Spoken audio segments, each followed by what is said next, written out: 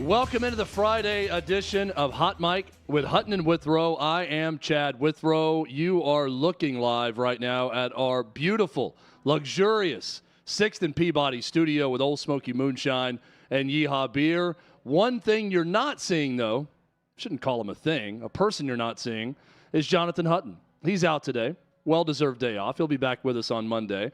But what Jonathan's absence means is a reunion with my guy, Armando Salguero of OutKick.com, head NFL writer. He's worn many hats over his illustrious career, covering the NFL for outlets such as ESPN and others. And he joins us right now looking great, looking tan, looking fit, right outside of the Orange Bowl in Miami. Armando, welcome into the show. So happy to have you on board again on this Friday. Chad, it's a pleasure to fill in for Jonathan's 1480 SAT score with my strong 520. I love it, man.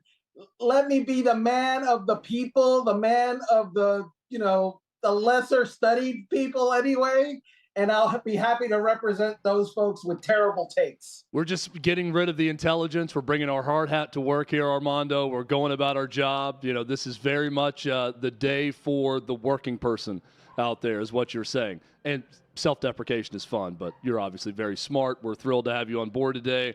Excited to hear from you on all sorts of topics, not just in the NFL. There's one topic out there that certainly pertains to football, but not the NFL. And that's what's been going on at Northwestern. And I want to start there because more news at Northwestern today as they had to fire their baseball coach, Jim Foster. Derek Gregg is the athletic director at Northwestern. He's a former Vanderbilt wide receiver from back in the day. He's been on the job since 2021. He spoke today via press release about firing Jim Foster, a man he hired in 2022, that in less than 2 full years on the job, apparently, this guy was so bad that he had multiple players and coaches try to come to the AD, Derek Gregg, to talk about how bad it was playing under Foster in this program after Gregg hired him from Army to be the Northwestern baseball coach. And according to one report, Gregg would not meet with them, would not meet with the players, would not meet with the coaches to hear them out on this. And now because of reports about his bullying on the roster with the team, and, oh, by the way, they had 16 transfers out of the program right after the season ended. Suddenly now he fires his baseball coach. Now this comes in light of what happened with Pat Fitzgerald. Pat Fitzgerald was fired by the president, Michael Schill. He said that in the release. This is my decision and my decision alone. So he usurped his own athletic director to make the decision he thought was best for the university. The decision that's best right now for Derek Gregg is to come out of whatever hole he's under right now and speak. Either do that or resign. This is a dumpster fire situation for Northwestern athletics right now.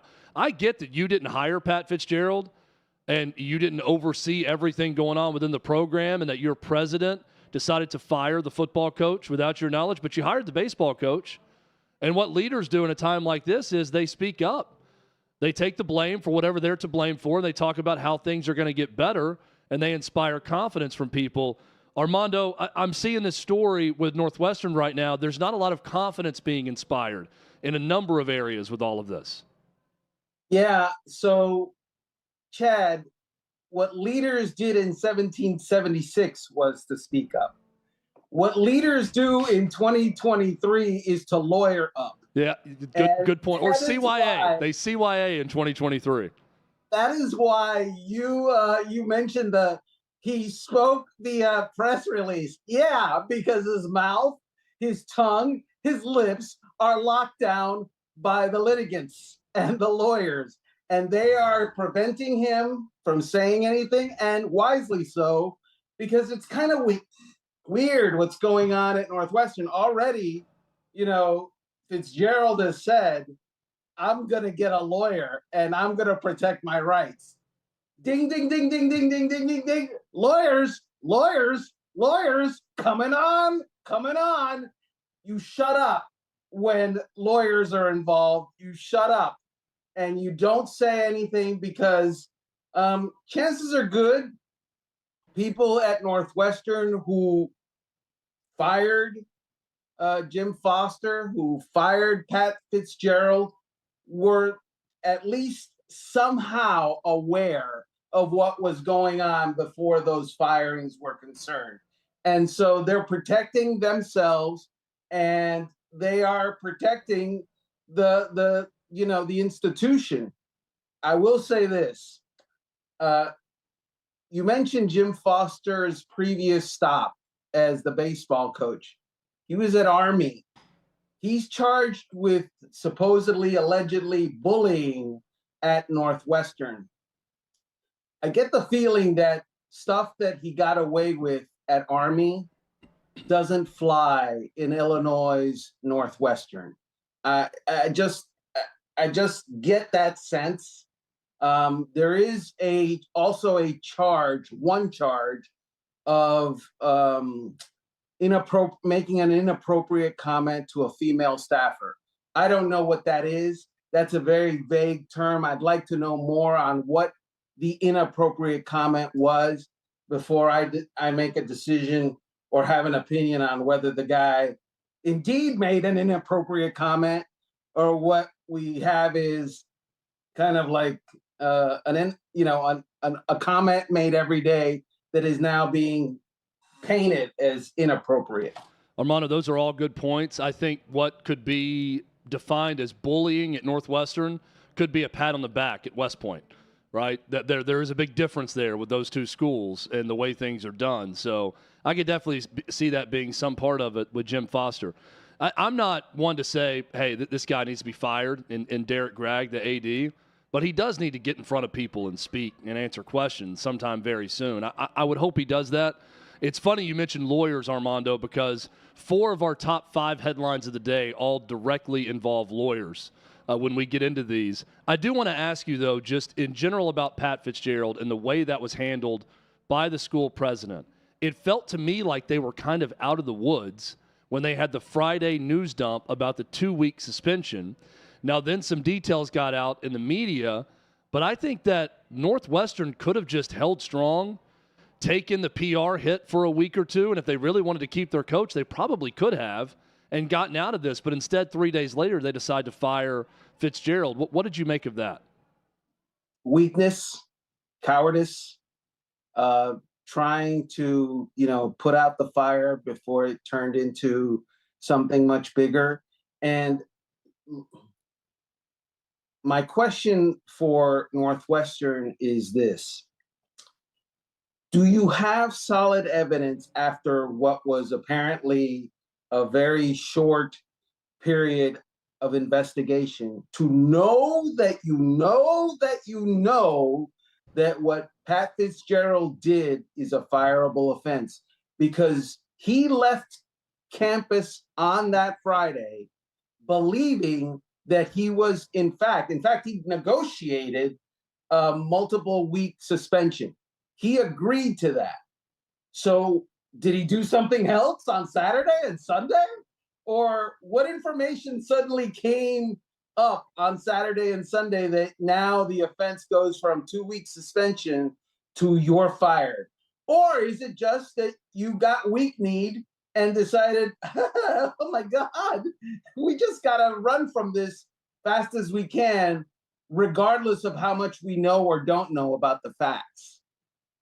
I'm right there with you. Another story that will involve lawyers, if this continues to happen, is what's going on with Disney and ESPN. Bob Iger, the CEO, he spoke to CNBC yesterday, and one of his quotes was, quote, Disney's TV properties may not be core to the business anymore, and mentioned ESPN directly as something that may be spun off and sold to someone else.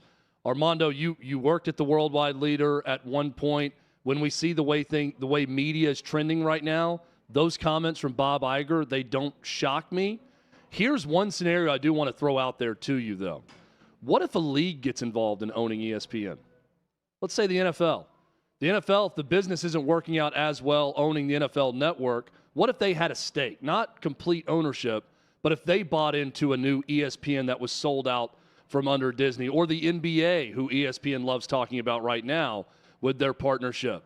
I'm curious to see the bidders that will be out there to possibly purchase ESPN if it comes on the open market. Right. So years ago, ESPN was a license to print money. It really was. And that's how people that, you know, are very talented, but, are doing things that other people are doing for much less money, are making millions and millions and millions and millions of dollars per year doing it for ESPN. Some of them $10 million per year, if we're talking about Stephen A. Smith. So it is obviously a business that, if it were on the market, there's going to be takers. I get that, because someone will always believe, I can take that business that is known to print money and do better, even if subscriptions are down, even if viewership is down, whatever. Personally, I believe that the reason for ESPN's subscriptions and viewership issues of the last, I would say, half decade are twofold. Number one, the pandemic. I mean, sports suffered during the pandemic, and everything revolving around sports suffered during the pandemic. And number two was this embrace of politics and political stances. Once upon a time, people tuned in to sports to watch sports. They tuned into sports to check out from reality. ESPN went with I'm going to, as ESPN, use my platform to tell you what to think, beyond who should, dribble the ball up the court and who the open receiver was. We're going to tell you what your social conscience should be doing. And when that happened, a lot of folks checked out. And I don't think you can come back from that. So that will obviously forever affect ESPN. But I will say this: if someone comes online with the money to say, okay, ESPN, all sports, nothing but sports, that will raise the price of ESPN if Disney is ever, of the mind to sell it. Right there with you. Sad and a bad story for Georgia. It's been a rough offseason after back-to-back national championships for that program. Victoria Bowles, who was a survivor of the fatal crash that killed Chandler LaCroix, who was a football staffer, recruiting department staffer, and Devin Willock, a Georgia Bulldogs football player. Those two people died. Victoria Bowles survived, but she's now entered into a civil lawsuit against the university where, Armando, she alleges the university blatantly lied about some of the specifics around the crash, including the university having prior knowledge of 4 speeding violations and 2 super speeder violations in this university-registered vehicle that LaCroix was driving. The university also said she should not have had the right to drive it that night because once recruiting responsibilities are done, they can't have the vehicles anymore. She's saying she has texts that say otherwise, that the university knew and the athletic department knew that she had the vehicle that night. This is a rough situation and one that Kirby Smart's going to have to answer a lot of questions about with all of the traffic violations and everything else going on at Georgia. SEC Media Days is next week. He's going to get a few questions. He's going to get questions. How many answers are we going to get, Chad? Not many. Not many at all. Why? He's going to get a lot of words, not a lot of answers. A lot of words are going to be said. We're going to get a lettuce salad full of words that mean nothing and include the fact that I can't comment on ongoing litigation. Ask me, do you have football questions? Yeah. And that's what we're going to get. And you know why? Because you got some competing facts and somebody's lying. This whole thing, all I know about this whole thing is twofold. Number one, the crash apparently happened at 104 miles per hour. Have you ever seen those social media tapes or films or whatever they call them now, where a car crashes against something at a certain speed at 30 miles per hour? Hey, it's bad, but it's not that bad. At 40 miles per hour, not so great. At 70 miles per hour, you have a crap salad. Can you imagine at 104 miles per hour what happens to a car and the bodies inside that car? It's devastating. It's catastrophic. It's like I can't Yeah, imagine. it's awful. And and and a drunk person allegedly doing this at 104 miles per hour, and a college kid allegedly doing this at 100. I was a college kid once. I once took a car at 133 miles per hour. That was the I wasn't drunk. That was, and by the way, the Florida Highway Patrol stopped me. Mm. Uh, True story. They stopped me. I was doing 133 miles an hour. I didn't get a ticket. Um, We'll have to get back into that story here a little bit later. That's too good of a tease to not hear the rest of that one, how you work your way out of that ticket at 133 miles per hour. One other point I want to make about this story, too, though, Armando, is another part of this is Jalen Carter is a part of this lawsuit also being sued because he was the one racing when this fatal crash happened. Jalen Carter, of course, first-round draft pick of the Philadelphia Eagles. Also today, we'll get more into this later, but Tennessee football received their notice from the NCAA on further punishment, and it's a hefty, hefty fine, the biggest in the history of the NCAA. $8 million the program is fined, but no bowl ban moving forward. We'll discuss later about what exactly that means. Tim Brando, another legend like Armando, coming up next. This is Hot Mike with Hutton and Withrow.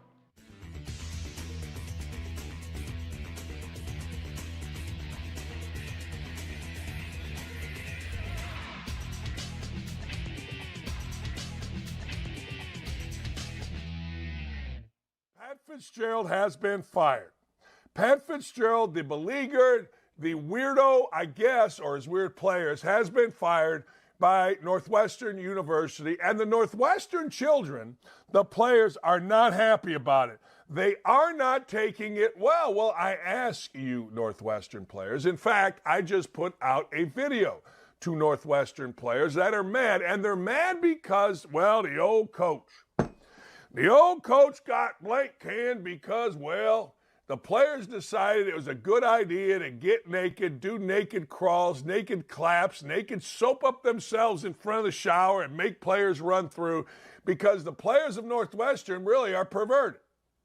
I mean, I'll never understand it. Now I got guys saying, well, Bobby Knight, you guys hazed just in a different way, yelling and screaming. Yeah, you're right. We did. Tough. You don't like it? So what? But we never did the nudity thing. We never did the sexual assault thing. We never did the stuff, hey, we're going to slap you and dry hump you. At some point, the players, don't you agree, the players of Northwestern got to look themselves in the mirror and say, you know what? This is kind of on us. You know what? We caused a lot of this. You know what? We shouldn't have done that. Now, every time I see a Northwestern player from now on, I'm like, yeah, you're a weirdo.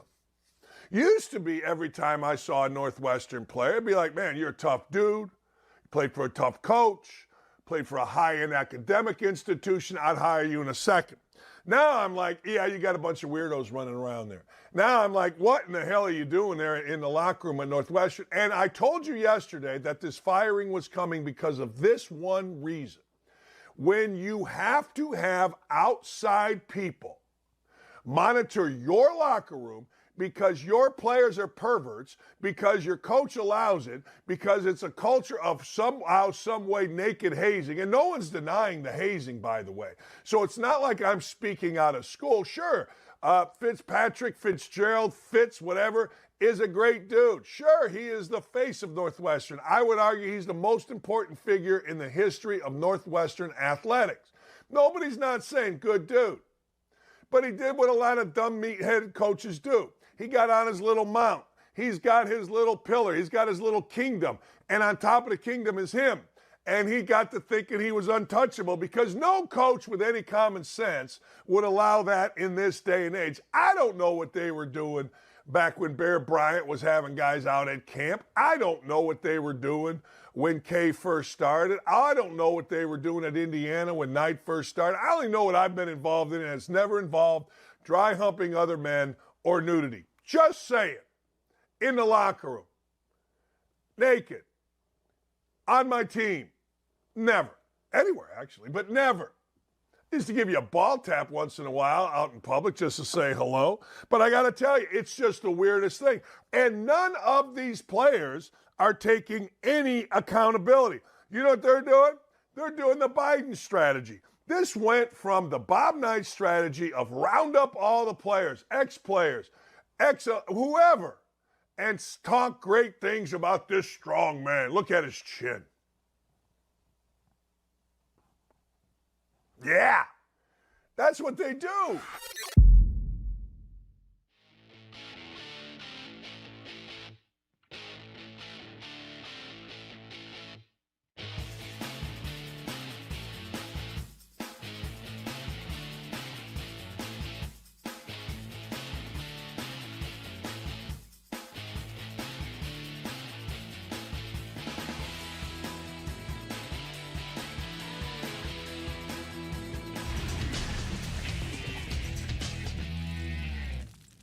We're back. Hot Mic with Hutton and Withrow on this Friday afternoon. Hope everyone's having a great day. Thanks for listening on one of our radio stations, for watching on YouTube, on Twitter, wherever you're taking in the show today. We appreciate you. I'm Chad Withrow. Jonathan Hutton will be back with us on Monday. Right now, we've got Armando Salguero co-hosting for the entire day. What a treat for us. From OutKick.com. Covers all things NFL. Does a great job there. You can read all of his work at OutKick.com. One big NFL note I wanted to get with you is about a big man in the NFL. That's Quinnen Williams of the Jets. 4 years, $96 million extension, Armando.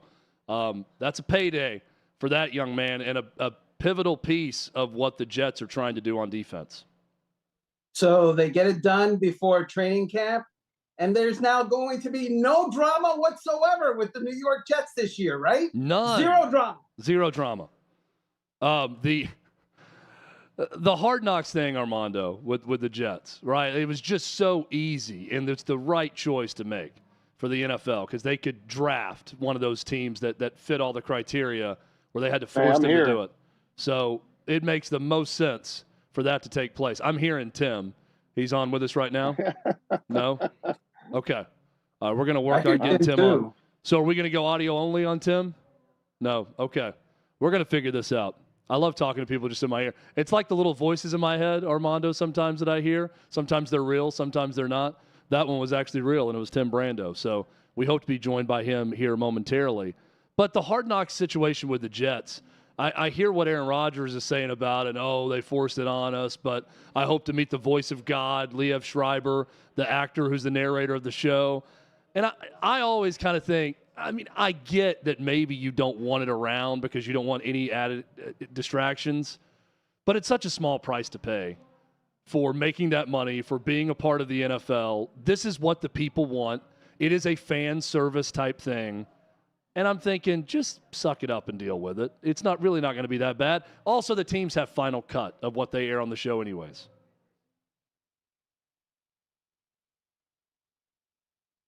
So Armando's not hearing me now either? All right, I'm just hearing Tim. So Armando's on. I don't think Armando hears me right now. Can I talk to Tim? I can hear you now.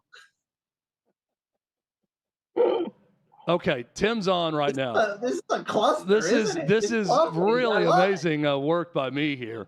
I'll play air traffic controller here. I can hear Tim Brando coming across the show, so I know that he's on with us right now. So Tim Brando with us, Fox Sports, at Tim Brando on Twitter.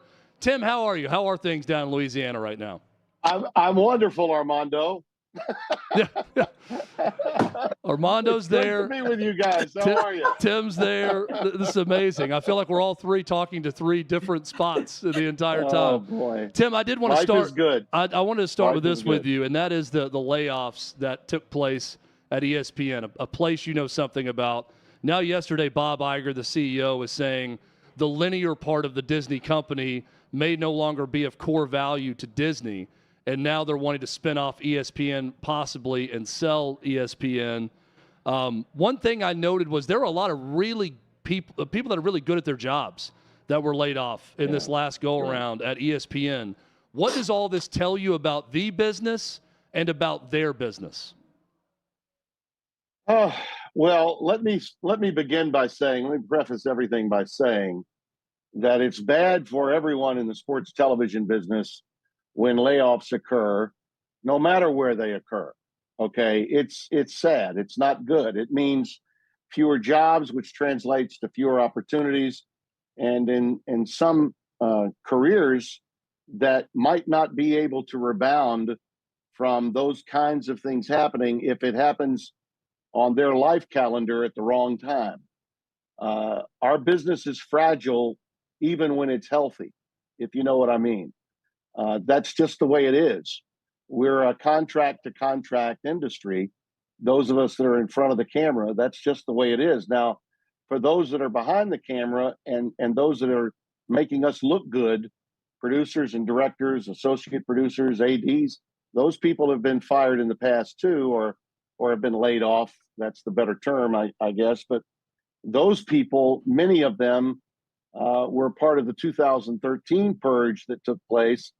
And I grew up with those guys, and they were production assistants, many of them, when they were starting right out of college. That was maybe the only job they had ever had.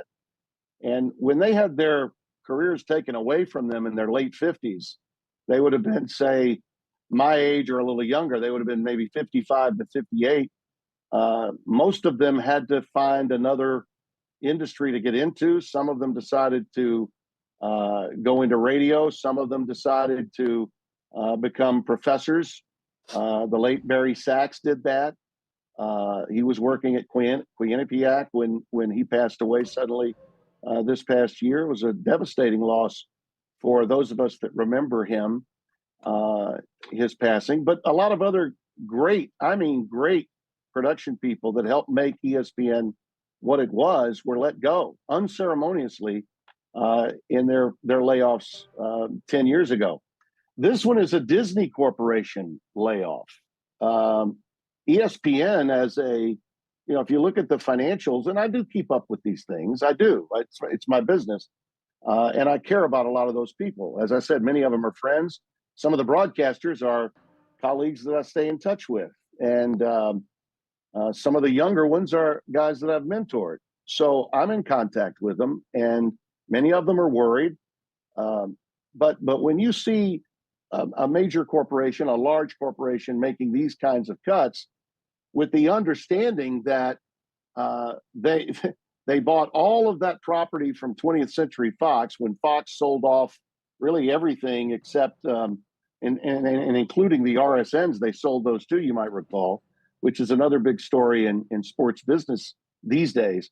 But Fox is now in the news business, Fox News, and in the sports business and network television business, live event television, celebrating its 30th year of existence, 1994 when it began, when they got the NFC package away from CBS. But that's really, Fox is a very small company by comparison to Disney. It was once very large. It's now pretty small. But when you look at ESPN's portion of the Disney Corporation, they've been a moneymaker. They've done really very well. And so when you see these kinds of corporate cuts of a place that has, for the most part, operated in the black, it's sad. It's sad for a lot of people in the television industry, and specifically the sports television industry. That all being said, let me just say what happened and how they went about letting those people go was even worse, in my opinion, because some people that are part of established shows that are successful shows, like College Game Day and like their NBA Finals team that included Jeff Van Gundy, those were shocking to me. Shocking that those guys, people like David Pollack, LaFonso Ellis on the college basketball side, and certainly Jeff Van Gundy on the NBA. Yeah, those were three of the names that surprised a lot of people. Surprised a lot of people when Pat Fitzgerald got fired 3 days after the university said he was going to be suspended for 2 weeks in the middle of summer. Should they have gone that route with Pat Fitzgerald? Until I see another source besides the Northwestern student newspaper, follow me? Yeah. Until I see another source besides the Northwestern student newspaper, I'm going to just say that something is really rotten in Denmark.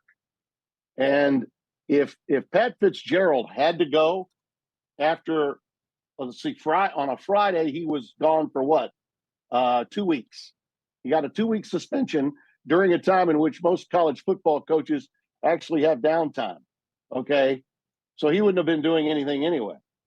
But it went from 2 weeks to a firing in just what, a few days, because the president didn't like the pushback that he got from the student newspaper. I'm sorry, that doesn't hold water with me. It doesn't. A lot more will come out. I think the fact that, and I'm going to say this, Pat Fitzgerald is a friend. In full disclosure, he's someone I've respected since his days as a player, going back to the mid-'90s, of course, when he took Northwestern to the Rose Bowl under Gary Barnett.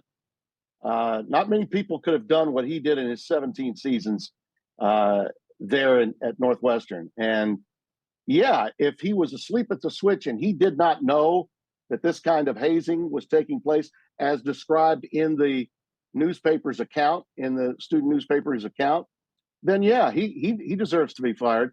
But I would have issues if I'm on the board of regents at Northwestern with my new president, if he felt suddenly that it went from 2 weeks on Friday to worthy of firing on Monday with no explanation. There's been zero explanation as to why that changed, other than, and this is all we can do from 30,000 feet, is we notice a president under siege who decides to cower to those that are coming at him on social media and in the student newspaper. To me, if the coach has to go, I'm going to suggest the president needs to go too. You're listening to Hot Mike. Tim Brando is on with us at Fox Sports. The dulcet tones of Tim Brando after we got all that earlier technical issues figured out. Tim, so growing up in Miami, believe it or not, I paid attention to the Big 12, particularly in November when Nebraska and Oklahoma would play every year for the right to come to the Orange Bowl and, obviously compete for a national championship, sometimes compete for the ability to have the Hurricanes beat them up a little bit. So, or Bobby Bowden Seminoles, one or the other, right? One of the two, yes. Florida football comes to town. Yeah. So, but I look at the Big 12 now, and it doesn't feel the same. And next year, when Oklahoma and Texas leave, it really isn't going to feel the same. What do you make of the future of the Big 12? It couldn't be better.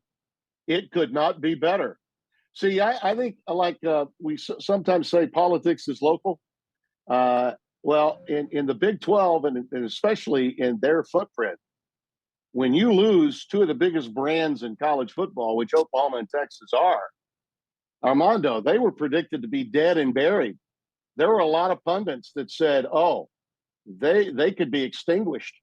No way will they survive. Plus, they were losing their commissioner. Bob Bowlesby had said, I'm checking out. I'm leaving.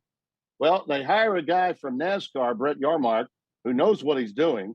He aggressively goes after 4 programs, all on the uptick, and one that brings not just a national following, but an international following, like BYU, who had left one league, the Mountain West, and went independent.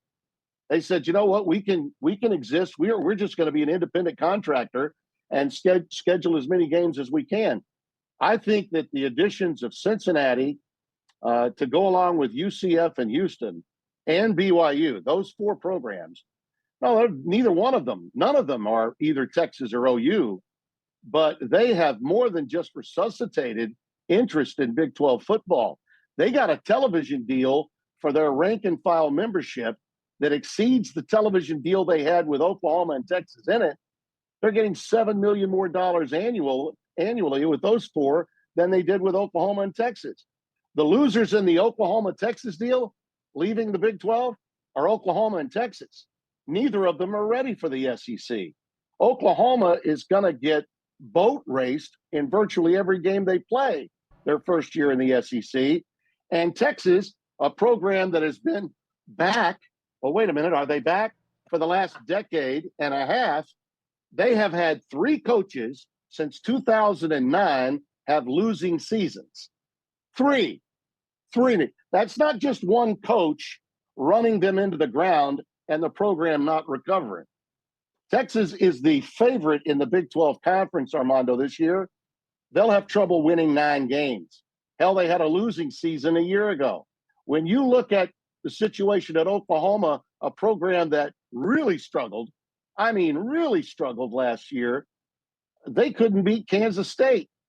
And Kansas State is probably, in my view, the best team in the Big 12 as we start up this season. I don't see Texas winning the league, and I don't see Oklahoma winning. I see them limping into the SEC and getting their clocks cleaned once they go in.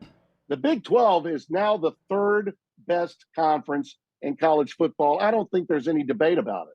None whatsoever. And depending on what the Pac-12 can or cannot do, they may get rich with teams like Colorado, Utah, Arizona, and Arizona State between now and the time the new CFP deal is done. So the Big 12 is in great shape. No, they don't have those 2 big brands, but they are in great shape. For all the Texas and Oklahoma fans, you can get with Tim Brando at Tim Brando on Twitter. Always a great guest with us. Tim, thanks so much. Have a great weekend. Really appreciate you. My pleasure, fellas. Yeah, when those teams go on the road in the Big 12, they're going to have quite a welcoming committee this year. Thanks, Tim. When we come back, Armando Salguero had an exclusive with Cole Beasley. Plus, he's going to rank his guys that have a prove-it year coming up. That's next on Hot Mic.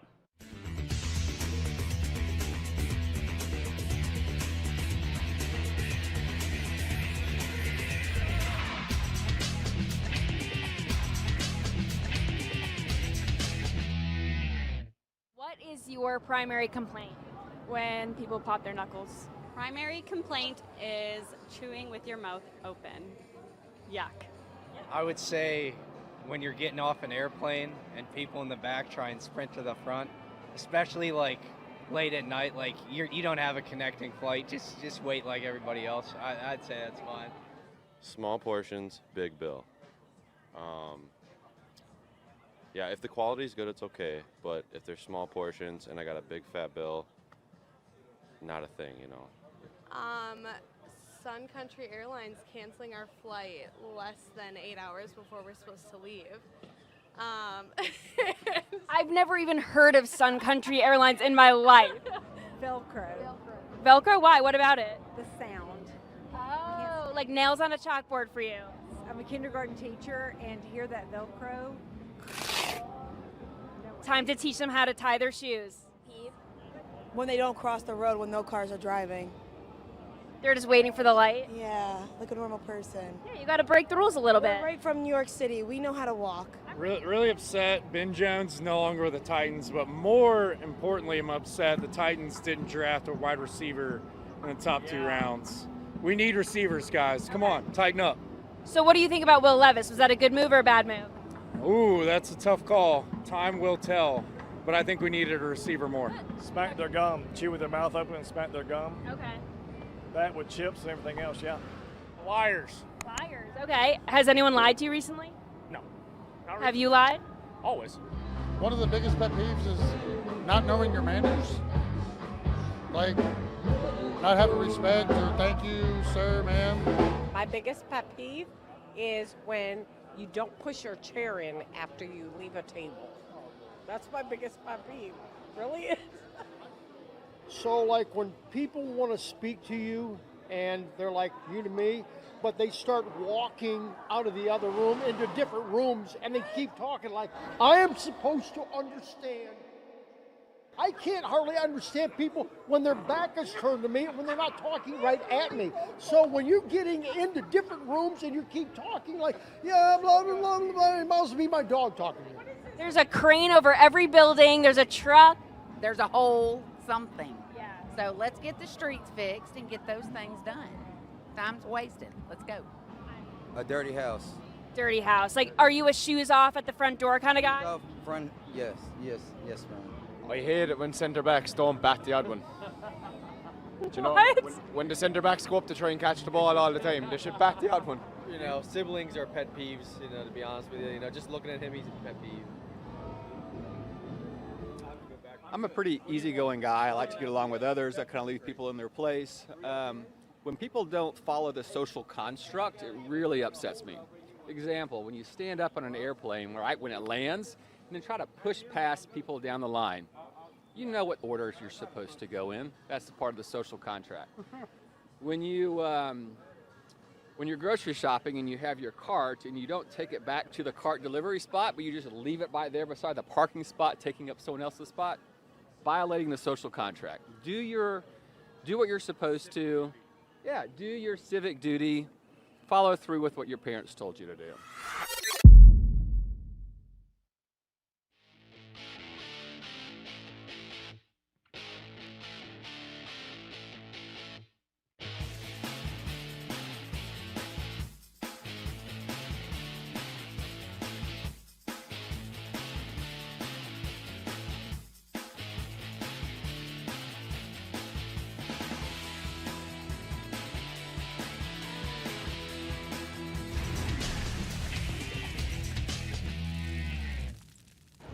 We're back on Hot Mic with Hutton and Withrow. I'm Chad Withrow. Hutton will be back with us on Monday. I think I'm going to come up with a different adjective to describe our special guest co-host Armando Salguero every segment.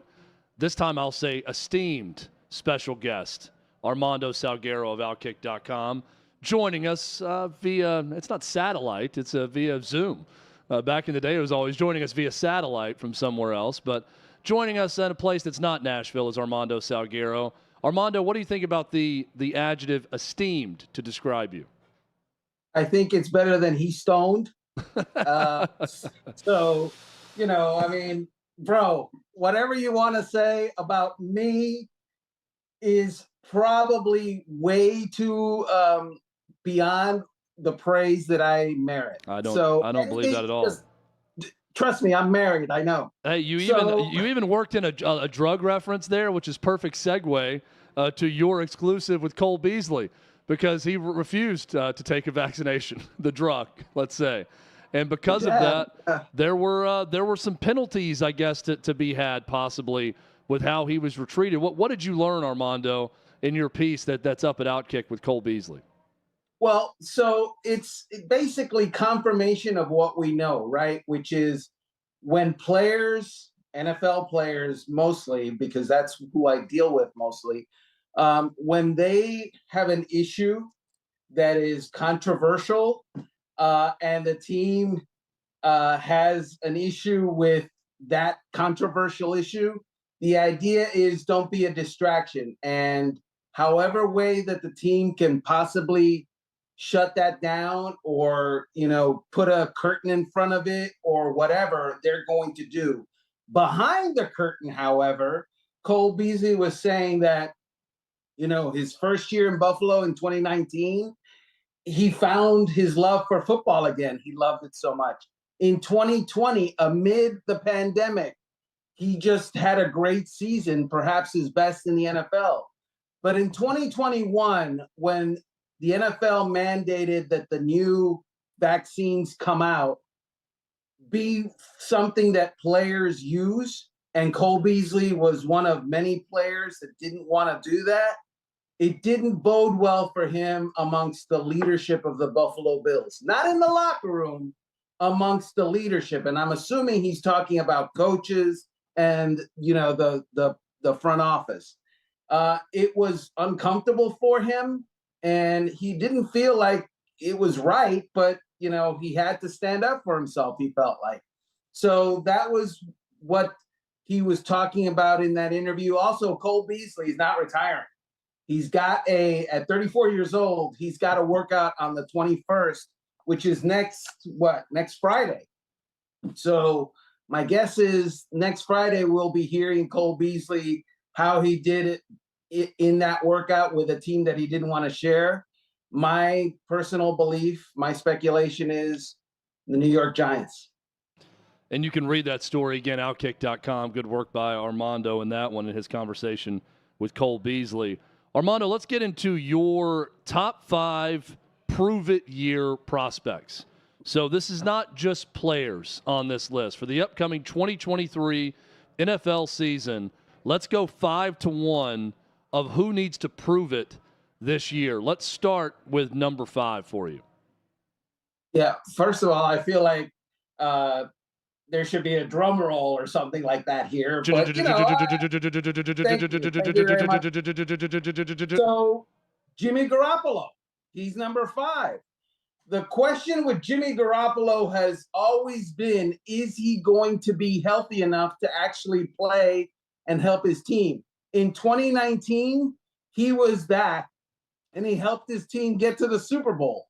But since then, he's been, made of glass, basically. And he reported to the Raiders after signing a contract, and he was injured and had a shoulder injury that required surgery. So Jimmy Garoppolo, a problem. Can he get on the field and stay there? That's the question with him this year. I love that one. I'll play game show host here, Armando, and I'll kind of reveal what's behind the next door on this one, and then you can react to it. On Armando's list of prove-it-year prospects, number 4, we open up that number 4 box, and it reveals one Kirk Cousins, who is the subject of a Netflix documentary that many people are talking about. I have not checked it out yet, but he is one of the quarterbacks featured on Quarterback. He's also featured on your list of a guy who needs to prove it, Armando. Love him as a person. Love him for his character. Love him for his personality and leadership. But the Minnesota Vikings, who share this love, have decided, we're not going to extend you this year. You're on your final year, Kirk Cousins. You need to show us that you merit a new contract next year. That is unheard of for a quarterback that typically has thrown for over 30,000 yards in his career or whatever. So, Kirk Cousins, you play well, you're a starter in the NFL next year. You don't play well, your future is unclear. The next one on the list, to me, is a no-brainer, and I'm glad that he appears on your list. Number 3 on Armando's list of prove-it-year prospects is none other than Chicago Bears quarterback Justin Fields. Justin Fields has his entire career ahead of him, and we're going to find out how good that career is going to be or not be this year. Look, the first couple of years, there were reasons why Justin Fields wasn't what everybody in Chicago hoped. They had coaching issues his first year, and the head coach was fired. Last year, under a new regime, there wasn't any talent around him. That can't be said anymore, Chad. The Bears went out and got DJ Moore, Donta Foreman, Robert Tonyan. They fixed the offensive line, supposedly. Their defense is solid. There is no reason why Justin Fields doesn't take a leap this year, except maybe he's a guy that just isn't going to take a leap. If he doesn't, that's an issue. Yeah, and I think there's a little bit to this of, even if there was an excuse, no one's going to want to hear it when you're the investment that Justin Fields is with that Bears organization. Now, he hasn't had a great opportunity based on surrounding cast, but they're definitely, I think you said leap, maybe not leap. There has to be at least a sizable step up, if even not a leap, to get some level of confidence going. You want a full leap. You want like an Olympic-level leap in this thing. I'm not confident he's going to get there, 11? Even with the surrounding cast. I'm not sure he's going to get there with the leap. But he's got to take a step up. 11 touchdown passes last year? Leap. If you don't have 27, 28, you're not good. Leap. 22 would be a step, which may leave a little bit more purgatory there for Justin Fields. But okay. I get your point. I get what you're saying. Number 2 on Armando Salguero's list. This is Armando's list, so I'll leave it up to him to decide. Prove-it-year prospects, number 2 on the list. None other than the Prince of New York, the Prince of Gotham himself, Aaron Rodgers. What does Aaron Rodgers need to prove this year, Armando? That he's worth it, that he can handle the big market, that he is worthy of all the attention that he has already gotten and is bound to get. Look, this is a multiple-time MVP. We know he's good and been good. But is he raise a team, put it on his shoulders, and take it to the Super Bowl good? Because that that is the plateau that he almost needs to reach to be worth the multiple draft picks and, the huge $50 million a year contract that he is under. It is, if there's one player under the spotlight, under the microscope this year in the NFL, it is none other than Aaron Rodgers.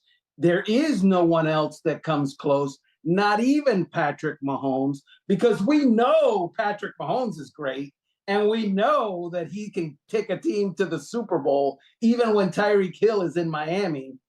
But Aaron Rodgers, it's been, 12 years since you were at the Super Bowl, and last year wasn't exactly good for you. You didn't even make the playoffs. Are you buying or selling the Jets hype coming into this season? I like the Jets. I don't like their offensive tackles, which is a bad situation if you have a 39-year-old quarterback. Your two tackles are big question marks. But they have a great defense. They have a great defensive coach as a head coach. They have talent. Garrett Wilson is great. Breece Hall, all positive on his rehab. I like them outside of their two offensive tackles. Number one, Armando's player person under pressure list. Number one on the list is, there was the drum roll, I love it, Mike McCarthy. I don't think you're going to find much argument with this one, Armando, for him being number one on the list. Mike McCarthy wins, gets to the playoffs, does some damage in the playoffs. Dak Prescott is not a disaster. He stays employed. Mike McCarthy doesn't get the Cowboys to the playoff. Mike McCarthy doesn't make Dak Prescott not lead the NFL in interceptions.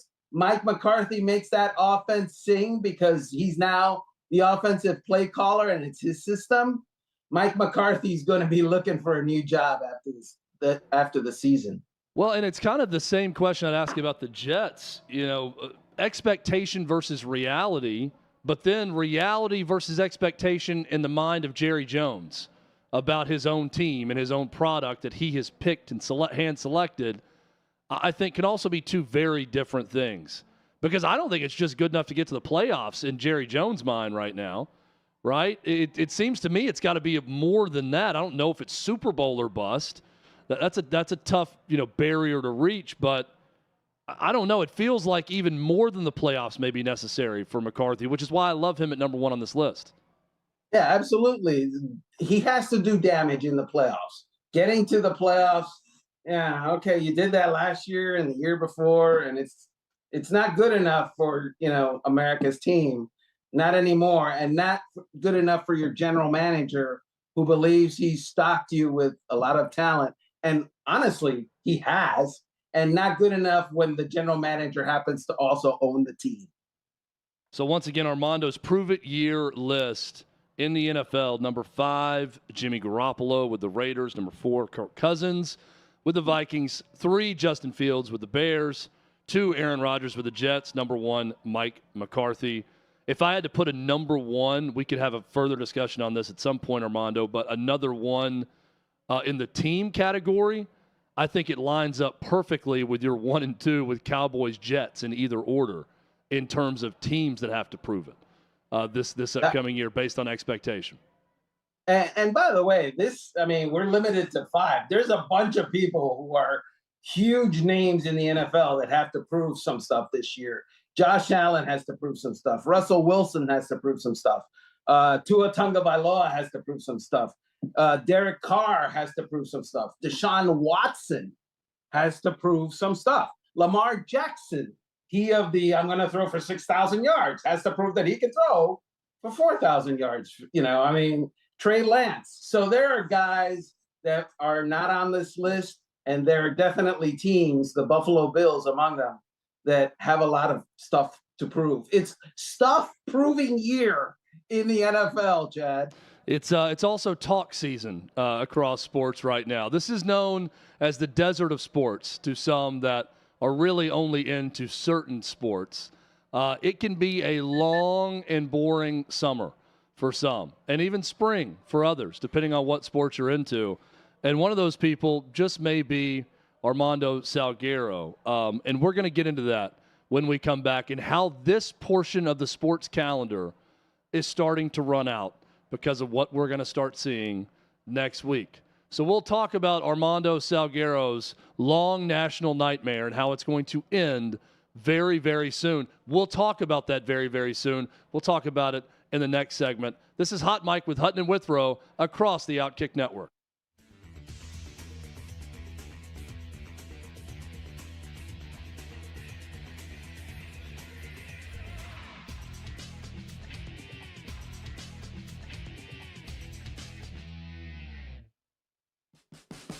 What you're experiencing is the bold taste of a Southern legend. Old Smoky Moonshine and Whiskey, authentic Tennessee mountain-style spirits. We believe in crafting flavors that were born from tradition but defy expectation, and pioneering a new experience with every sip. Because if it doesn't do this, it ain't this. Old Smoky Moonshine and Whiskey. Come on.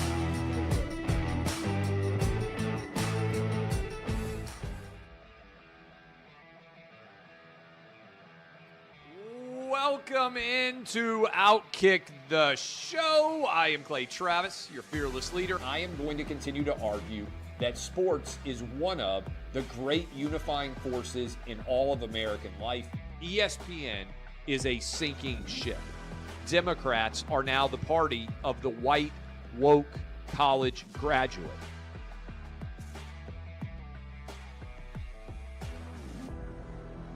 We live in a land of participation trophies. You gotta lean into the turns. You really gotta lean into the turns. When Leah Thomas walked in that first day, it got silent, and every girl was uncomfortable. Very difficult to go back-to-back years in the NFL with the #1 overall pick. I just think the way Anthony Bass handled this was so sloppy. Oh, I think it's perfect. And what he reposted and how he bent the knee and bowed. He was going to catch the ceremonial first pitch.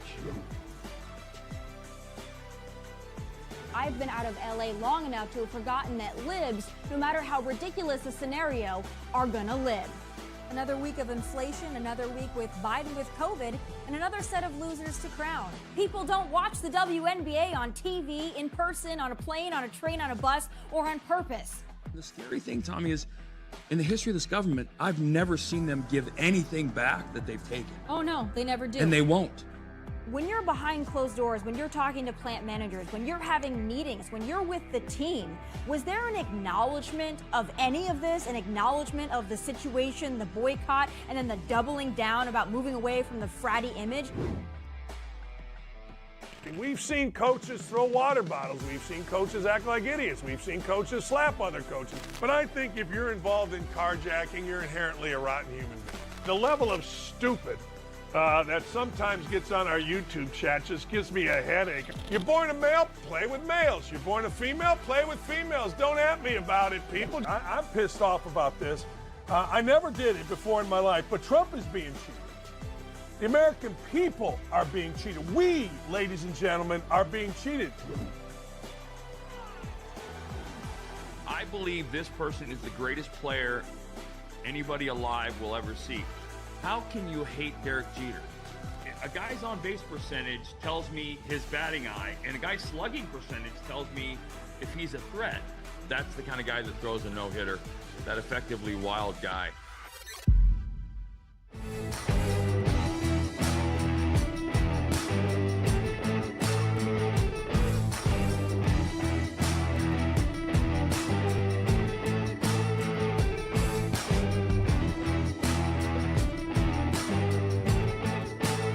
Old Smoky Moonshine and Whiskey, the bold taste of a Southern legend.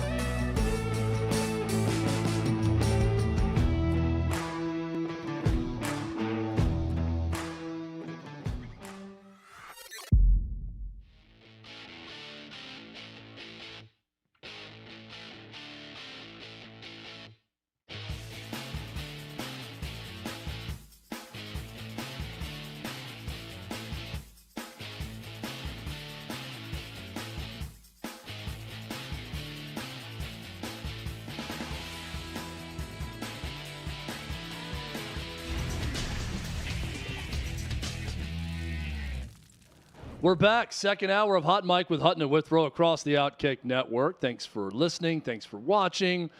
Whatever you're doing with the show today, we appreciate it. Whether it's listening on one of our fine radio stations across the network, whether it's watching on YouTube, on Twitter, we thank you. We are coming to you live from our downtown Nashville 6th and Peabody studios with Old Smoky Moonshine and Yeehaw Beer. I'm Chad Withrow. Jonathan Hutton's going to be back with us on Monday. Armando Salguero, special guest co-host today. He's terrific. He writes for OutKick.com, covered the NFL for a long time, very much into the NFL. And Armando, you're so into the NFL that you wanted to just give a reminder to the people out there that something is ending and something else is beginning very, very soon. Oh, first of all, thank you for terrific, because I guess that goes with esteemed. That's so two. now I'm esteemed. That's my second and adjective. terrific. That's two. I'm going to count them as we go. That's two Thank thus you. far. Yep. Normally, the adjective that fits me that starts with a T is tragic, but that's okay. I'm good. I may get to that one still, Armando. We don't know. The show's still young. I've got plenty of time for more adjectives. Yes. I get you. So, dude, this is a great time to be alive in America. It really is. And the reason for that is the NFL season ended on February 12th, 2023. And since February 12th, 2023, America has been pining for the real sport, the national pastime, the most popular game in the country to return. And I am here to announce to you, America, that next week, the NFL is back. Next week, Chad, training camps open. And while games don't start right away, football is back, baby. What do you think about that? Football returns next week. You gave a lot of great energy to that, Armando. I love it. This is a football-obsessed sports culture that we live in America right now. Certainly, the excitement level is going to be here starting next week as we gear up and get closer and closer to the season. I also think now that we're kind of at a place, I'm a baseball fan, but I recognize not everyone's a baseball fan. But I feel like for most of the sporting public, you have to almost create a reason to be into something or excited about it with baseball season. You know, oh, I really like this Reds story, or oh, my team has won more. You know, the Marlins are better than expected down in Florida, so I'll follow this a little bit more. That's not the case with football, whether it be NFL or college, because there's no fabricating it. The passion is there. The interest is there no matter what. And when your team is bad, the interest can be even more into it because of the feelings, the negative feelings that bruise up inside of people, that you're almost paying more attention to it. So I think that's the great part about this time of year as we gear up for the NFL season is there's no more faking it, right? There are true baseball fans and NBA playoff fans or whatever. I get that. But for a lot of people, we're kind of faking it. We're trying to gin up interest in something in these months. There's no ginning up interest when football season is here. It's there. The interest is there no matter what. And the metrics are tangible. So yesterday, OutKick had this, I guess, training session for SEO, they call it, for, you know, keywords and stuff on your stories to make your stories popular. And it was one of the graphics that showed that at the end of July, America starts going to Google and searching NFL and training camps and, you know, their team names and stuff like that. And the spike is tangible. And so next week, the Jets open training camp on the 19th. The Browns open on the 21st. You know, the Falcons, Ravens, Bills, Broncos, Lions, Jags, Pats, Saints, 49ers, Giants, and Commanders open on the 22nd. So we're going to get going here. We're going to get Google is going to, you know, be on fire. America is going to be on fire. And why? Because it is football season once again. Only training camp, if you want to say only. But by the way, I am going to the Pro Football Hall of Fame for the induction ceremony, August 4th. Oh, nice. So yeah, so that's in lovely Canton, Ohio. So, you know, it starts in earnest. We'll have to, if we can, we'll have to get you on from Canton, but you can read all that coverage from Armando at OutKick.com. So looking forward to seeing that. You know, Mark Cuban once said something about, you know, the calf is fattened right before the slaughter, or the pig gets too fat right before it's slaughtered, and maybe the NFL is just going to get too big. And then eventually it's going to be cut down to size at some point for that reason. This was Mark Cuban's argument. I see Armando's face right now, not mine, when he said that. What could derail the NFL at this point? You know, I've thought about this. In 2016, there was a big election going on, but, you know, what many would deem as woke politics entering the game with Colin Kaepernick and players kneeling during the anthem, that did affect ratings for a short time. The NFL quickly rebounded when players kneeling stopped happening. But I'm always trying to think of, I don't know that anything is so sacred that you can't kill it, but the NFL may be pretty damn close right now.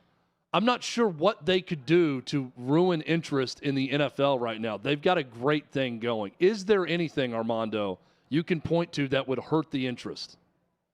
Yeah, of course. Look, ask baseball. Baseball was the national pastime once upon a time. It was what the NFL is now in the 40s, 50s, and arguably even the 60s, and it's not that anymore. But you know what I would argue with that, though, Armando? I think that was less about baseball's problem and more about people discovering football. Like, football became more prevalent on television, and then Americans started to see that, oh, man, this game that happens once a week is the perfect televised product. It's better on TV than baseball. It's perfect in the middle of your screen watching it. So I think as television started to pick up with football, that's what hurt baseball's interest because football took off. I can't think of the other sport right now that would be the football to baseball of 30, 40 years ago, right? That would then go into the national consciousness and surpass the NFL or football anyway.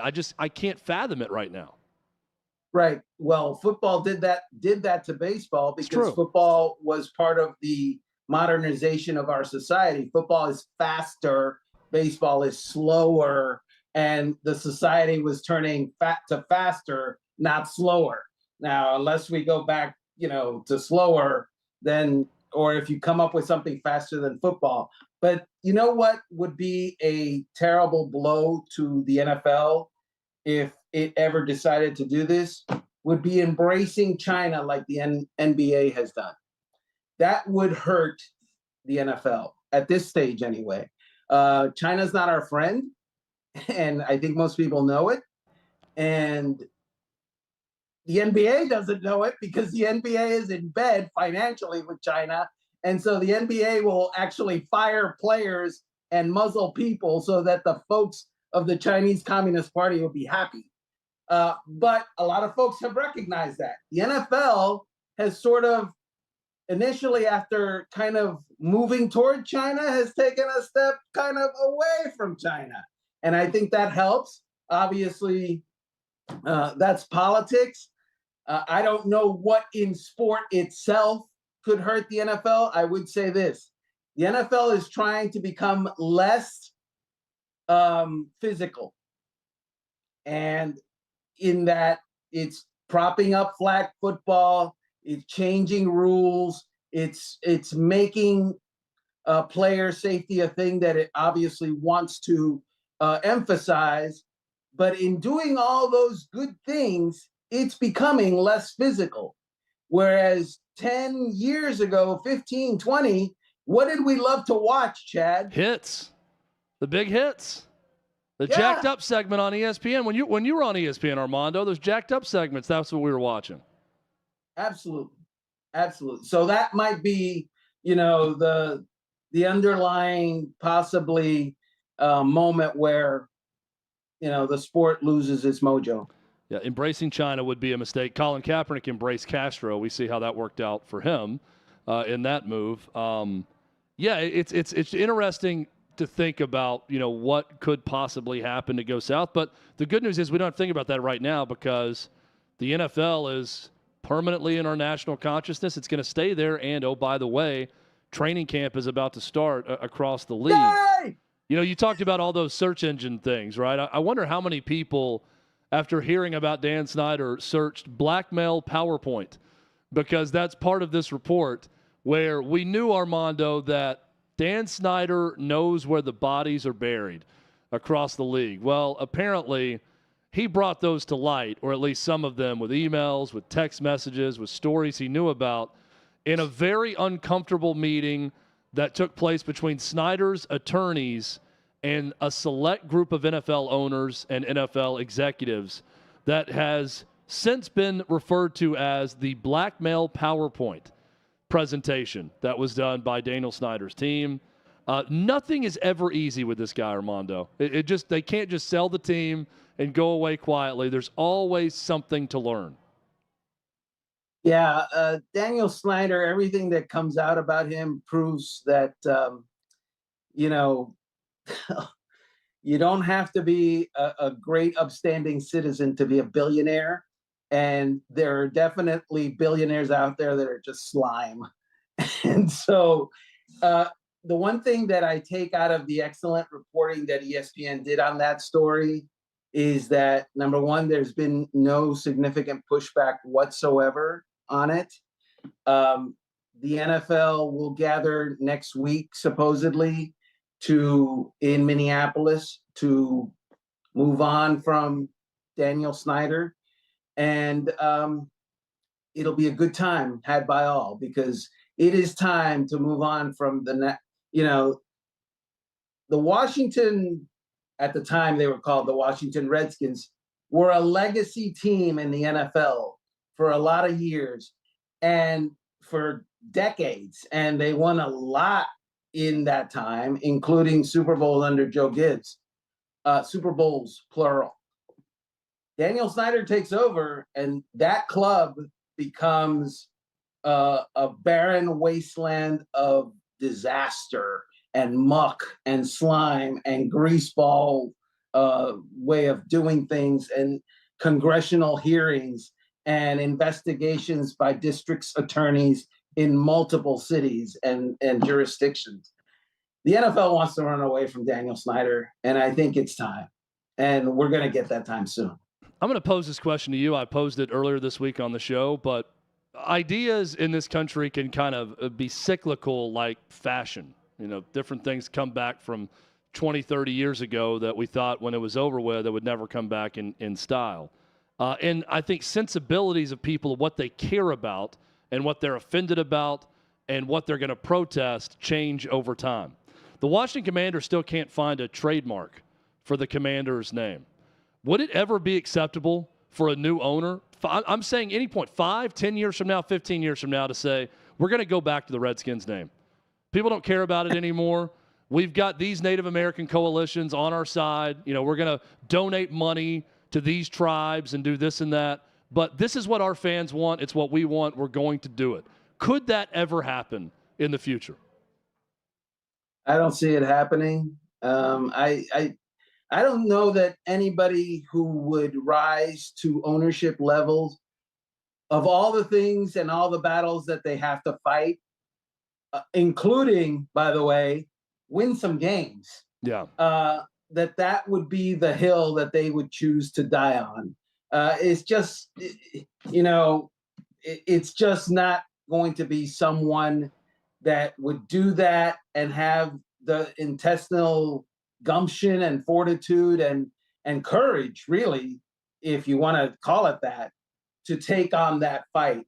For a long time, we've had people change the definitions of words. I remember once upon a time that gay was happy. Okay, I'm that old. I mean, you could read that word in books from years ago, and that's what it means. Yes. It still appears in many books, and that's the definition. Yes. Yep. And I remember vaccine used to be an inoculation. They changed the definition of that word a couple of years ago, and now it doesn't mean that you're inoculated. Now it means you feel better. And if you don't believe me, look it up at the CDC, folks.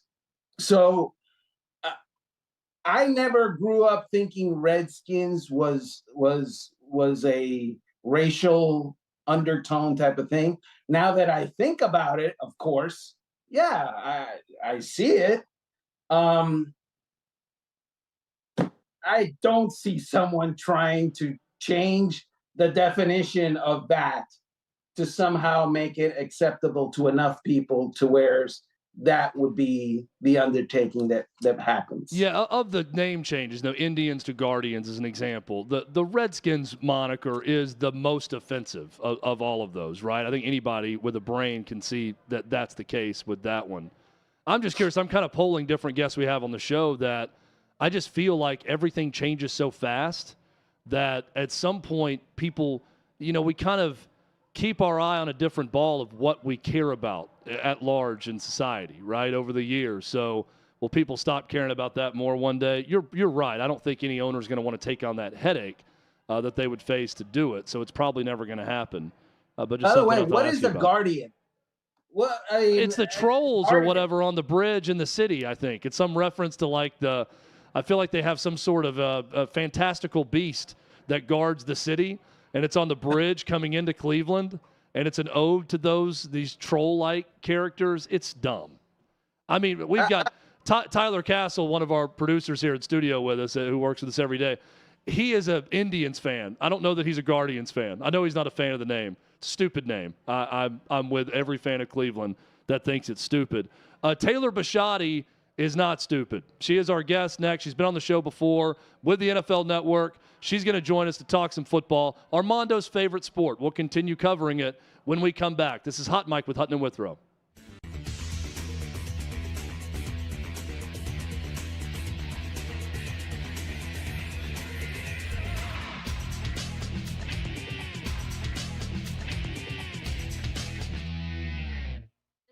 Of male advantage plaguing women's sports, it only recently came to light, I feel like, for so many, including myself. I was really only became aware of this when I was slapped across the face with it in regards to Leah Thomas. But as you alluded to, this is something that you had experience of. You were well ahead of your time. I mean, 43 years ago, you saw this. And so would you be able to touch on what that experience looked like competing against the East Germans? And we would have East German athletes turning up to things like even like the Olympics, and we'd never ever seen them before. And they would literally arrive and smash world records. They looked and sounded like, very masculine. They had deep voices, very large Adam apple, bad skin, through no fault of their own. I've never had a problem with these individuals. They were pawns of a horrible system. The people I have a big problem with is the IOC. And they allowed this to happen for 20 years. They even had East German doctors sitting on international doping panels. So every time we came up with a way to try and catch them, they would find a way to avoid being caught. And this was allowed to go on for 2 decades. So imagine the number of females that missed out. However, those females only missed out at international competitions, and they predominantly missed out in swimming, track and field, and rowing. What we've got now is 10 times worse, because this is happening across every single sport, at every single level, in every single country. So I've been pushing very hard to say, right, we need to have a female classification, however that looks. Me, ideally, I'd love to bring back sex tests. And then an open and inclusive category so that everyone is still welcome in sport. Because just like you, I'm sure, you want people to do sport. You want people to be physically active, to be healthy, because it helps us, both our body and our minds, and in a world at the moment with mental health, particularly in young girls, through the roof, we need people to be physically active. So it's the last thing in the world I would ever want to do is to ban anyone from sports. I just want to protect the opportunities for people that are biologically female to have equal chance of being able to win medals, put successes onto their onto their CV going forward, get university scholarships, get places on teams, be proud of records that they set, whatever it is.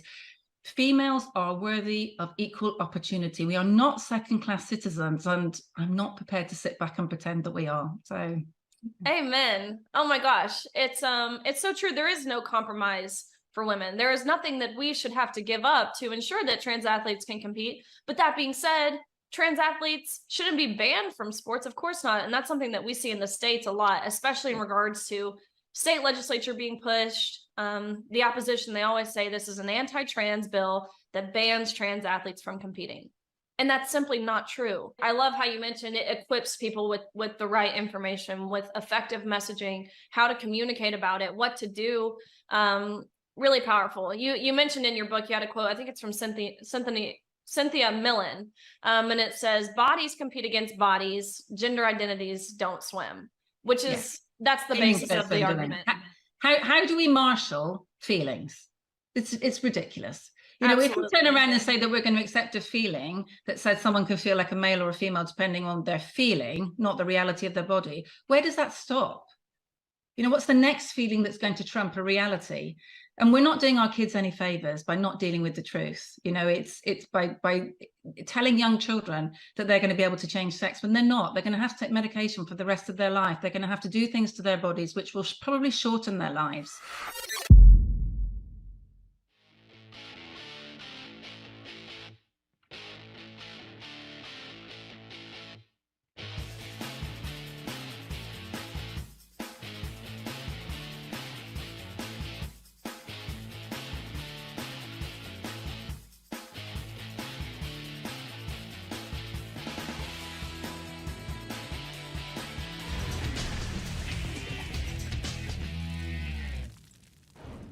We're back. Hot Mic with Hutton and Withrow, Friday edition of the show. Thanks to everyone out there for joining us today. I'm Chad Withrow.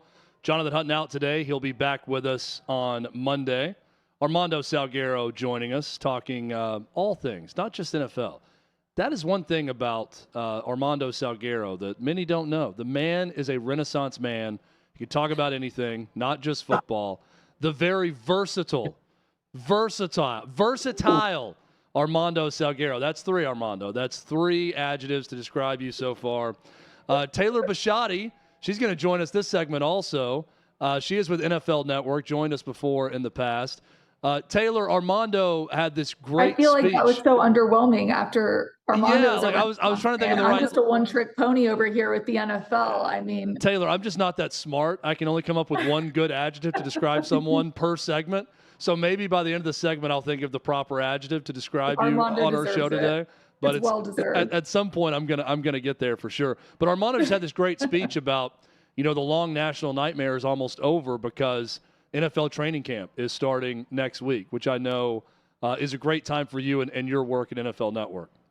I know it's like a double-edged sword. You know, you're so excited for it to come back, but at the same time, it's like the end of summer, the end of free time. But no, I'm really looking forward to it. I think we haven't had the official announcement yet, but it's already been leaked that the Jets are going to be on Hard Knocks, which I know that everybody should be excited for that because that's just going to be great TV. I don't think they could have picked a better team that has more excitement around it right now with Aaron Rodgers. They had Offensive Player of the Year, Rookie of the Year, Defensive Rookie of the Year. So that's going to make for some good TV. Yeah. Whenever Aaron Rodgers is involved, you know it's going to be good TV. And I want to get into that with you here momentarily a little bit more. Also, I also want to thank you for joining the show today because you may be the only person in Los Angeles that's not currently on strike with the writer's strike and the actor's strike going on.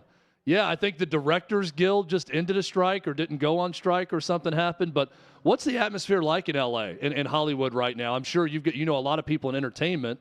Being in entertainment yourself, what's it like with almost everyone on strike? You know, I don't know I'm not too heavily involved in that world, but I think it's an understandable strike that they're going on just because of how much the media landscape has changed over the last, 10 even 5 years, just with how much people are streaming and TV shows and rights. And so it's natural that everybody wants to be compensated and have their pay reflect all the hard work that they're doing. So hopefully it, gets resolved soon because I know that, we're all missing, everybody's going to eventually, hopefully come to an agreement on it because we're all missing out on great TV. So you had mentioned the Jets, Taylor, and I want to get into specifically with the Jets and the interest with that team now with Aaron Rodgers. The NFL is funny in that it's so popular. It sometimes doesn't matter what market you're in. If you're a superstar, you're a superstar because there's only 32 NFL teams, and if you're the starting quarterback for that team and you're really good, everyone's going to find you. But there does seem to be something special about Aaron Rodgers in New York, and that's not to say that Aaron Rodgers wasn't a popular topic when he was the Green Bay Packers quarterback as well. But have you found that to be the case, that in NFL Network's coverage of Aaron Rodgers, everything about him, that there seems to be a little bit more sizzle around that story because of the New York market? Absolutely. He's one of the top quarterbacks in the league, so it's only natural that people are going to follow him. And more than that, he's a quarterback that isn't necessarily scared to share his opinion on things. And although it might be different, he's not, scared to share that he's going to go on a wellness retreat and stay in a dark cave for a week, or he's going to experiment with ayahuasca, or he really beats to his own drum. And so that's entertaining and polarizing kind of in and of itself. And then he's joining a team that really felt like they really just needed that quarterback component in order to really take it to that next level. And I also feel like he seems totally revitalized. So for a player that, in years past, is he going to show up to training camp? Is he not? Is he happy with his contract? Is he not? Is he going to retire, or is he not? Now he just seems to be so all in on this new team, and he seems to really just be embracing it. And I mean, you saw him dancing at a Taylor Swift concert. You've seen him courtside at basketball games. So it kind of seems like this new, rejuvenated, revitalized Aaron Rodgers, which, I mean, with the natural talent and skill that he has, it's going to be really exciting to see him on this New York team. We're talking to Taylor Bisciotti, the outstanding reporter anchor at the NFL Network. And Taylor, I know that you've been keeping track of the DeAndre Hopkins situation. He wanted to play for, I think, with Jalen Hurts or Josh Allen or Patrick Mahomes or Justin Herbert or Lamar Jackson. Do you think that happens eventually? I mean, he obviously is not signed. What are the hopes that he can still accomplish that? I think that he'll end up with, I think the favorites are right now, or the ones that really truly just make the most sense, is the Patriots and then the Titans. Both are probably the lead favorites for where he could end up. We all know that the Patriots definitely need a receiver. And then the Titans got rid of A.J. Brown. They've kind of been needing that hole filled since then. So I don't think it's going to be one of those 5 quarterbacks that he named, but I do think that a deal will get done for him. You spoke with Devontae Adams and a few months ago, and he was very candid with you about how the Las Vegas Raiders have been open to his opinion. Tell us about that, and what was your take on that whole approach by the Raiders? So I don't know if I spoke to him specifically about that. I spoke to him last training camp, or actually last preseason. So I don't think it was me, but it was probably one of my colleagues. And he, are you saying in terms of what he was saying? Quarterback position? Yeah, no, the quote was, "Never have I been encouraged to use my voice and share my opinion as much as I have with these guys." When he was doing his press conference. Absolutely. I think that, look, I don't think that what he said was wrong. He had his concerns about what direction the Raiders were going to go in terms of taking Jimmy Garoppolo. Of course, naturally, he's going to want to play with his quarterback, Aaron Rodgers, when that was possibly in the runnings at the time. I think he said all the right things at that press conference. So he's allowed to have his opinion. He's allowed to express his opinions on things. And I think that more often than not, especially during these summer months, especially when things are not as busy, people sometimes take things out of context and they don't just take it for what he was saying. They try to construe it. They take little bits of a quote and kind of overanalyze it. And I think that that was really what he was trying to say, is sometimes just take me for like the whole thing that I'm trying to say, rather than just taking a quote from a huge paragraph of what I was saying. And unfortunately, I think that whether it be the media or fans or just anybody that's from the outside looking in, just tries to kind of overanalyze certain words and situations, because he was nothing but extremely positive about Jimmy Garoppolo. I think the biggest question mark there is Jimmy going to be healthy enough to play right now? Taylor Bisciotti of NFL Network, fine reporter for NFL Network, with us on Hot Mic. Taylor, I was having this conversation with someone yesterday about DeAndre Hopkins. And they were saying, well, you know, if he really cares about succeeding and doing well, he needs to sign in time to be in training camp with someone and be there for the whole training camp and get prepared. And I'm thinking, it just feels like training camp, at least in the minds of the players, has been devalued a bit over the years, especially for veteran guys. They feel like if they stay in shape throughout the year, that they don't really need the full training camp. And I think they kind of pick and choose when to sign sometimes to get through parts of training camp where they're not there the entire time. You go live to training camps. You talk to players around the league.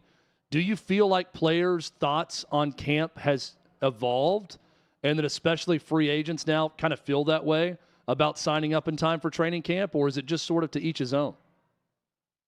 I think that you have a very fair, valid point right there with, players approaching training camp in different ways. And I think that DeAndre Hopkins actually specifically spoke about practicing before games and practicing in general being a part of training camp. He said that at this stage in his career, he knows his body better than anyone else. He knows what's best for his body. He knows that certain days are not good for him to be practicing. He can only practice at a certain level if they want him to perform at the level that he is on the field. That being said, he has had a lot of injuries. So look, I think that every coach, every team, every organization approaches it differently. You've always heard that teams give players during the season, especially veterans, day off and more time to rest. And somebody like DeAndre that is injury prone, maybe they do give him a little bit more leeway because that he probably doesn't want to be on the field that much. He knows or thinks he knows like what's best for his body, which I'm sure he does.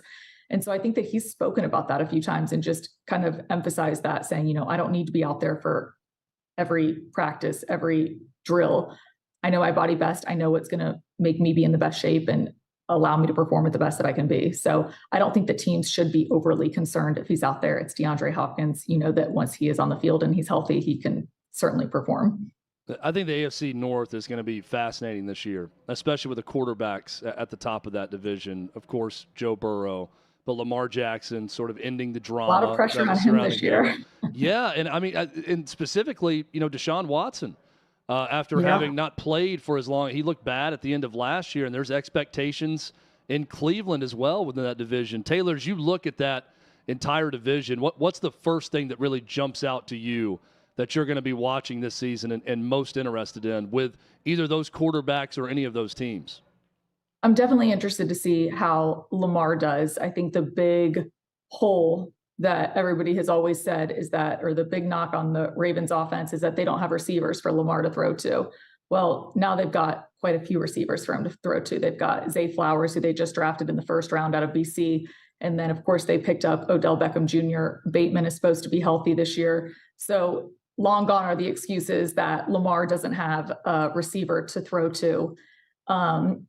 And I think with their new offensive coordinator and Lamar having a deal done where there isn't any concern of, is he sitting out because of injury? Is he sitting out because he doesn't want to risk getting hurt? I think that he has the potential and he has every resource to get back to his MVP level. And of course, he got his big contract that he wanted. So there's a lot of pressure on that team, on him, on the offense in general. So it'll be interesting to see them. And then the Bengals, Joe Burrow, I just don't see them regressing at all. So it'll be difficult to take away the winners of that division from the Bengals, but I do think that it'll be definitely at least a 2-team playoff division. Taylor, so Monday, franchise tag players have until 4 o'clock to sign their tag or get a contract for a long term. Otherwise, the long-term deal is not a possibility. Yeah. Is that media-driven drama or is that real stuff? Is that really dangerous for the New York Giants with Saquon Barkley and the Las Vegas Raiders with Josh Jacobs and even the Jaguars with Evan Ingram? Yeah, I mean, I think it's very much so real. I mean, once the deadline is coming past, they can't negotiate for a long-term deal. My guess would be that Saquon and the team come to terms and both give a little bit. The difficulty there is that the running back market is just not where it once was. And so while he's looking at previous contracts and pre-existing, that predate this one, he's thinking, well, why am I not getting that kind of money? Think about how much I contribute to this offense. And he's not wrong, but it's hard for a team to justify paying a running back that much more than what the market value is. It just doesn't necessarily make sense from their side, and you can understand his frustration as well. So I do think that there's going to be a compromise on both ends, and they'll probably get a deal done. So that I live in Miami, right? You know this. This. I can see it right behind you. Right, and you mentioned the beach out in Los Angeles. So real quick, West Coast beaches or East Coast beaches, Taylor Bisciotti? That is too tough because I live here now. So of course I'm a little bit biased to West Coast beaches, but I do love East Coast beaches. My parents actually live in Palm Beach, so not too far from you. and I love it there. So I'm gonna say both. Why choose? You can't put your feet in the water in the West Coast. Isn't it like 12 degrees below zero? It is very cold, I feel like, the Pacific Ocean. A lot nicer out right now in California than it is in Miami, isn't it? It's a microwave in Miami. Yeah, no, it is. That's true. That's why we go to the beaches. Also true. Can't go wrong with either beach. Can't go wrong with either. That's too tough. Can't go wrong. Fair enough. Can't go wrong with the stellar Taylor Bisciotti. I finally came up with the right you. There you adjective go. of NFL Network. Taylor, thank you so much for Thank you joining for us. having We're me. excited about training camp starting. I know you are as well. So we're pumped about that. Thank you so much. Thanks for having me, guys. Thank you. I am maybe I'm a little bit random here, Armando, but I'm more like Gulf side beach than Atlantic side beach when it comes to your fine state of Florida. That's not an I'm ocean. more the Gulf. The Gulf is not an ocean. Yeah, Chad. well, it's salt water, but yeah, I get your point. It's not technically the ocean, yes, but I need something a little calmer. You know, I'm not going out there and trying to ride the waves and surf. So anything nice and calm on the beach, that's good by me. That's fair. We're going to be anything but calm in this next segment because every day, Armando, I've got a prediction. He's either going to absolutely love this or absolutely despise this next segment. There's going to be nothing in the middle of this. It's going to be a very visceral response from Armando Salguero as we get weird when we come back. This is Hot Mike with Hutton and Withrow across the OutKick Network.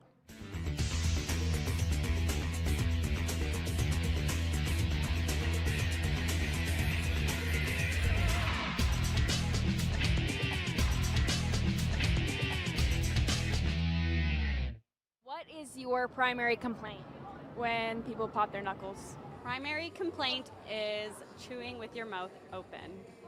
Yuck. I would say when you're getting off an airplane and people in the back try and sprint to the front, especially like late at night, like you don't have a connecting flight, just wait like everybody else. I'd say that's fine. Small portions, big bill. Yeah, if the quality's good, it's okay. But if there's small portions and I got a big fat bill, not a thing, you know. Sun Country Airlines canceling our flight less than 8 hours before we're supposed to leave. I've never even heard of Sun Country Airlines in my life. Velcro. Velcro? Why? What about it? The sound. Oh, like nails on a chalkboard for you. I'm a kindergarten teacher, and to hear that Velcro. Time to teach them how to tie their shoes. When they don't cross the road when no cars are driving. They're just waiting for the light? Yeah, like a normal person. Yeah, you got to break the rules a little bit. We're right from New York City. We know how to walk. Really upset. Ben Jones is no longer with the Titans, but more importantly, I'm upset the Titans didn't draft a wide receiver in the top 2 rounds. We need receivers, guys. Come on, tighten up. So what do you think about Will Levis? Was that a good move or a bad move? Ooh, that's a tough call. Time will tell. But I think we needed a receiver more. Smack their gum. Chew with their mouth open and smack their gum. Okay. That with chips and everything else, yeah. Liars. Liars. Okay. Has anyone lied to you recently? No. Have you lied? Always. One of the biggest pet peeves is not knowing your manners. Like, not having respect or thank you, sir, ma'am. My biggest pet peeve is when you don't push your chair in after you leave a table. That's my biggest pet peeve. Really is. So like when people want to speak to you and they're like you to me, but they start walking out of the other room into different rooms and they keep talking like, I am supposed to understand. I can't hardly understand people when their back is turned to me, when they're not talking right at me. So when you're getting into different rooms and you keep talking like, yeah, blah, blah, blah, blah, blah, it must be my dog talking to me. There's a crane over every building. There's a truck. There's a whole something. Yeah. So let's get the streets fixed and get those things done. Time's wasted. Let's go. A dirty house. Dirty house. Like, are you a shoes off at the front door kind of guy? Off front, yes, ma'am. I hate it when centre backs don't bat the odd one. Do you know, when the centre backs go up to try and catch the ball all the time, they should bat the odd one. You know, siblings are pet peeves, you know, to be honest with you. You know, just looking at him, he's a pet peeve. I'm a pretty easygoing guy. I like to get along with others. I kind of leave people in their place. When people don't follow the social construct, it really upsets me. Example, when you stand up on an airplane, right when it lands, and then try to push past people down the line. You know what orders you're supposed to go in. That's the part of the social contract. When you're grocery shopping and you have your cart and you don't take it back to the cart delivery spot, but you just leave it right there beside the parking spot, taking up someone else's spot, violating the social contract. Do what you're supposed to. Yeah, do your civic duty. Follow through with what your parents told you to do.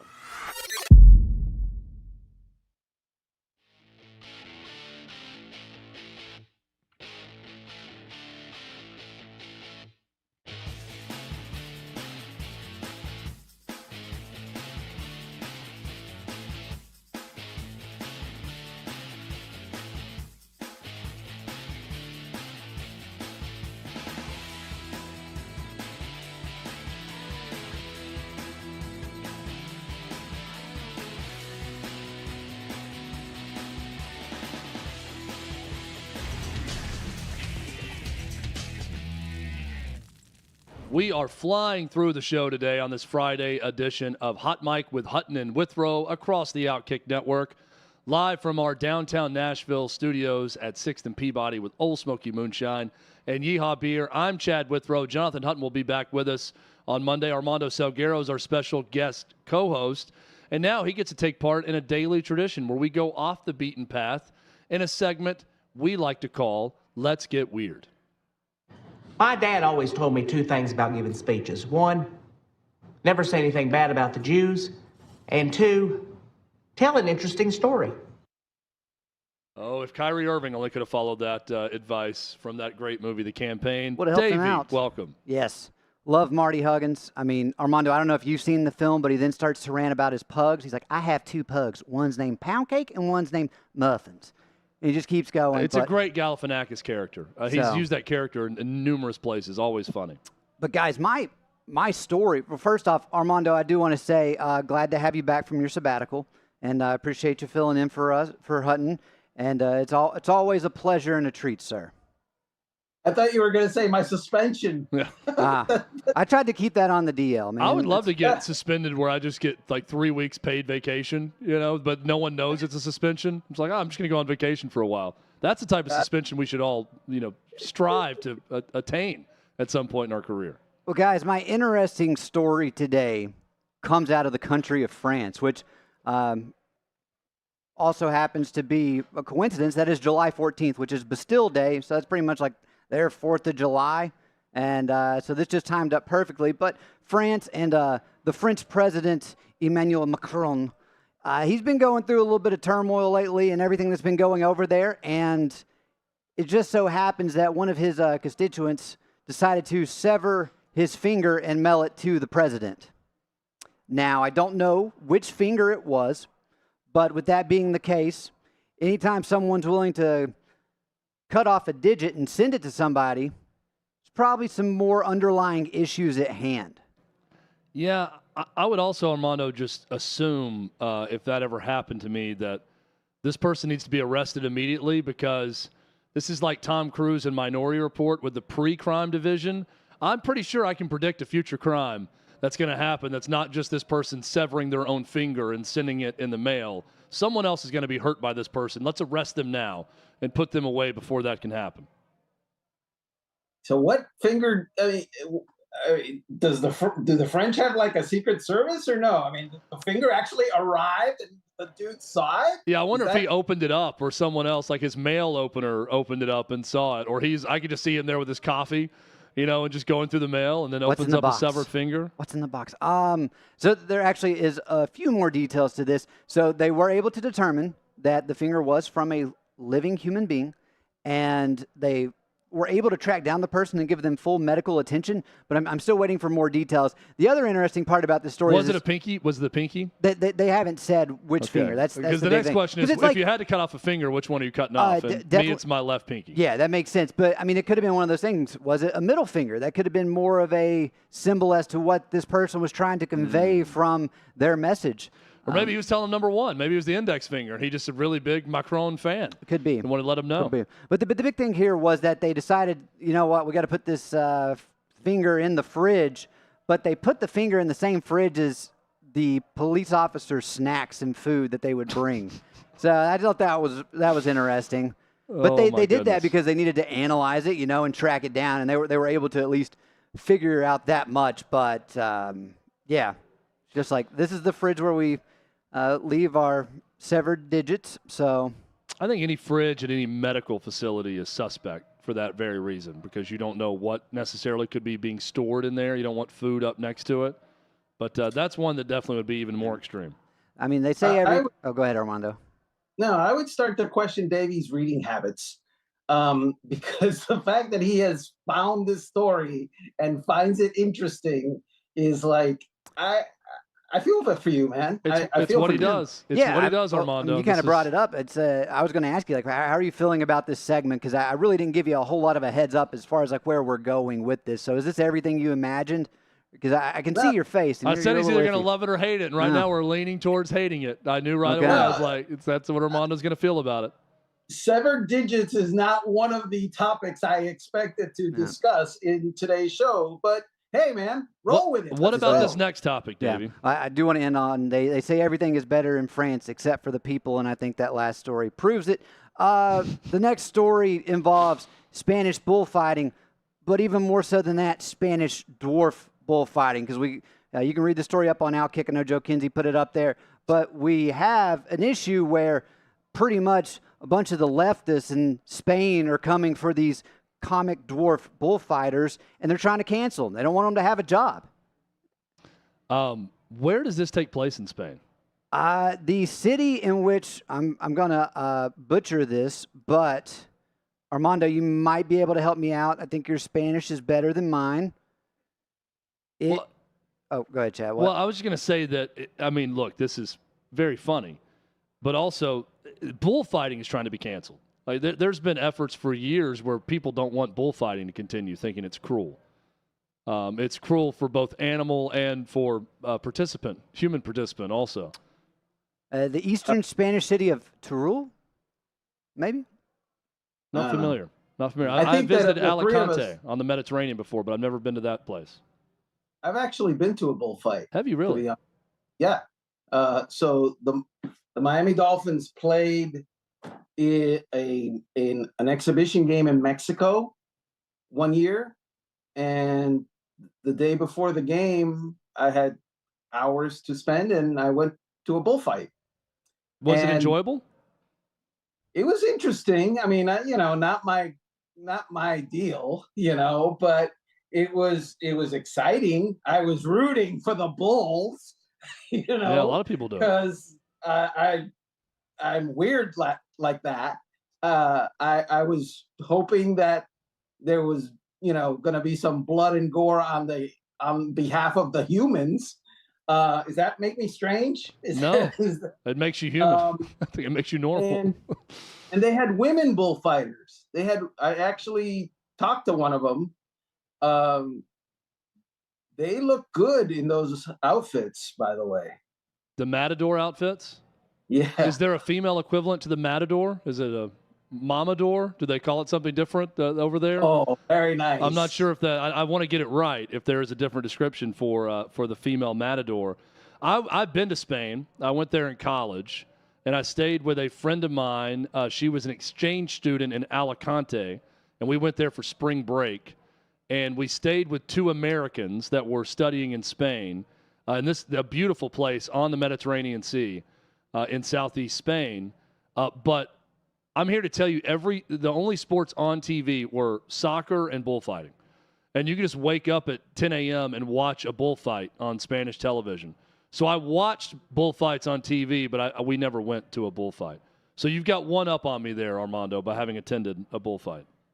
Would you guys ever do the running of the bulls? Because that transitions into the next story. Well, first off, hell no. I can't wait to hear the story, but let me answer that very succinctly. Hell no would I ever run with the bulls. That is insane. But go ahead, Davey. Yeah, right now, I think it's day 8. I think they might have a couple more. I didn't really check out how much is left, but one of the big stories that was happening is they actually had a pretty big traffic jam as they were trying to get into the arena, so to speak. And so we got video coming up here as to whenever all these people are just stuck and they can't get over this fence. And then, of course, the bulls are coming. And so everybody just ends up getting crushed by the bulls. So having a traffic jam, obviously not ideal. Pamplona? Pamplona. Pamplona? Okay, that is the city in which this happens every year. We're currently going through it. There's always a ton of injuries, and yet people still continue to go back.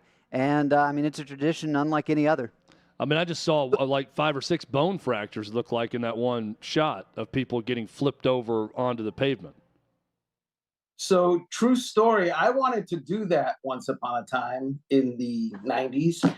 And I actually did some research, and I talked to one of the guys who actually had done it. And I come to find out that they do this at 8 in the morning, the running of the bulls.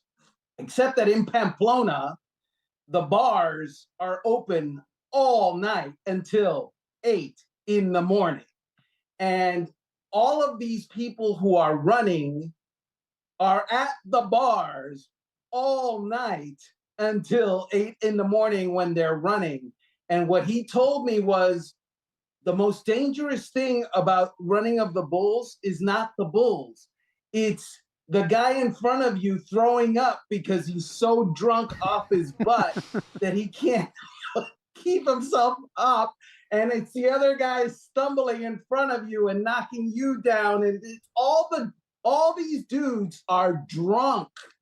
And well, so I think the only good thing about being drunk in that situation is you probably fall better, right? Like, when you get hit or flipped up, like it'd be better to be docile as you're going through the air and not stiffen up. So maybe being drunk actually helps with that. But also, you're running away from them. Like everyone that was running away from those bulls looked pretty skilled.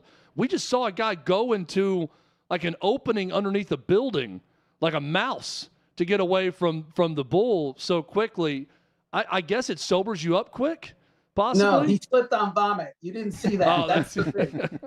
Well, there was probably vomit in that gutter when he got in there, that's for sure. So once I heard that story, my desire to participate just totally dissipated because, no, I'm just not going to be bull fodder. I've never had any desire, so you're one step ahead of me there too. Never had any desire. What's next, Dave? Yeah, Armando, you're talking about the partying and it leading into that. Well, I'm going to bring it stateside because a couple of guys that used to party a lot, and coming up later, I believe, is it at the end of August is when Swamp Kings is coming out on Netflix, the documentary about the right. Urban Meyer era at Florida. Well, Aaron Hernandez's brother, I believe we talked about this a while back, but he got in trouble for throwing a brick at a ESPN building, ultimately led to, a few incidents. And it's not like this guy's been clean as far as staying away from the law. We know the well-documented history of his brother, Aaron Hernandez. And so this guy, DJ Hernandez, though, he missed his court date. I mean, whoever could have seen this coming was supposed to show up. And so now there's been a warrant issued for his rearrest, stemming initially from the brick throwing incident at ESPN. Armando, it's been a tough go for the Hernandez family. That's for sure. Another bad story involving that family. It's tragic. You know that Aaron Hernandez signed this $34 million contract like weeks before he committed this heinous crime, and the New England Patriots were propping him up as what the culture embodies, coming from, a mid-level draft pick. I think he was a third-round pick. He certainly wasn't a first-round pick. And he was just from the opening, gun to the end of his rookie season, he was just great. And he was great and then great again the next season. And he was going to be the future of that team, along with Gronk. And it feels like I'm drunk now. And so the idea that you are so sick and so tormented that given that situation, you're running with people and killing folks. And I do think it is folks, no? Plural? Yeah, multiple people were murdered by him. Yeah. Dude. Come on now. You're not in the gutter anymore, my friend. Let's go. And so clearly something not right in the head with those folks. August 22nd is when that will air. August 22nd. We'll be watching. Davey, we'll be probably not watching a lot of these reports you just gave us, but it's good to know about them one time. Either way, we appreciate you. Take it or leave it. Bring any Zach Galifianakis clips you want to the show. Always welcome here. Great job by Davey. So there's at least one rapper that's claiming Skip Bayless is a, quote, culture vulture. Never heard of this phrase before. Heard about it today. Can't wait to discuss. We'll discuss that and more, including the University of Tennessee received their punishment from the NCAA today. Was it harsh? Was it just enough? We'll discuss. Hot Mic coming back next.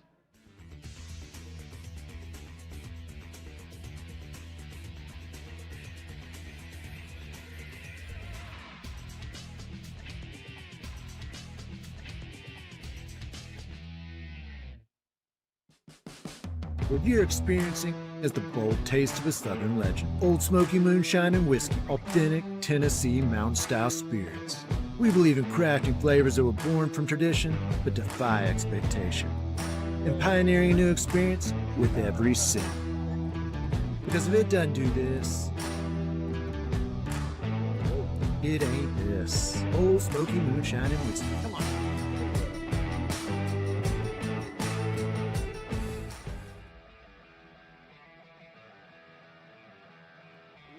Welcome into OutKick the show. I am Clay Travis, your fearless leader. I am going to continue to argue that sports is one of the great unifying forces in all of American life. ESPN is a sinking ship. Democrats are now the party of the white, woke college graduate.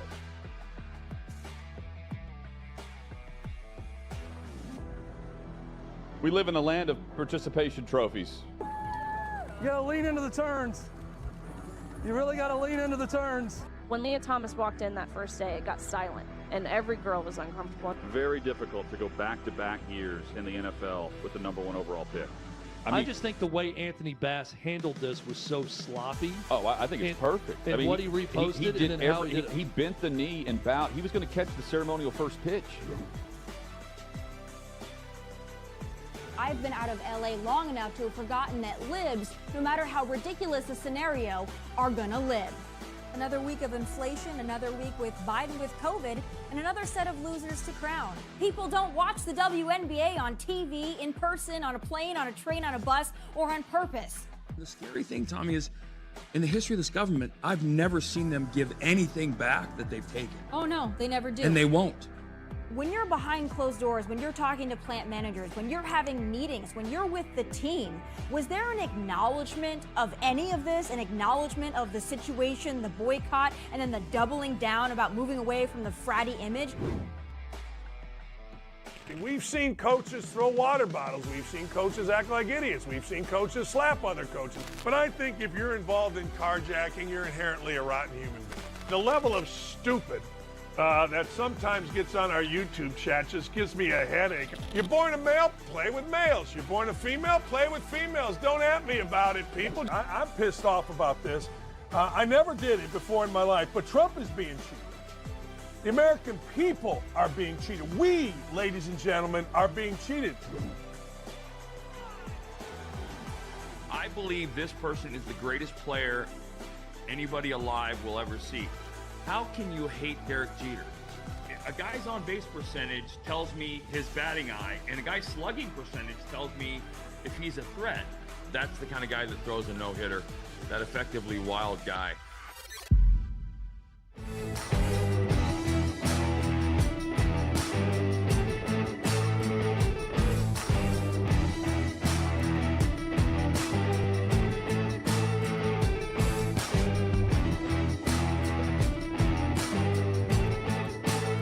Old Smoky Moonshine and Whiskey. Bold taste of a Southern legend.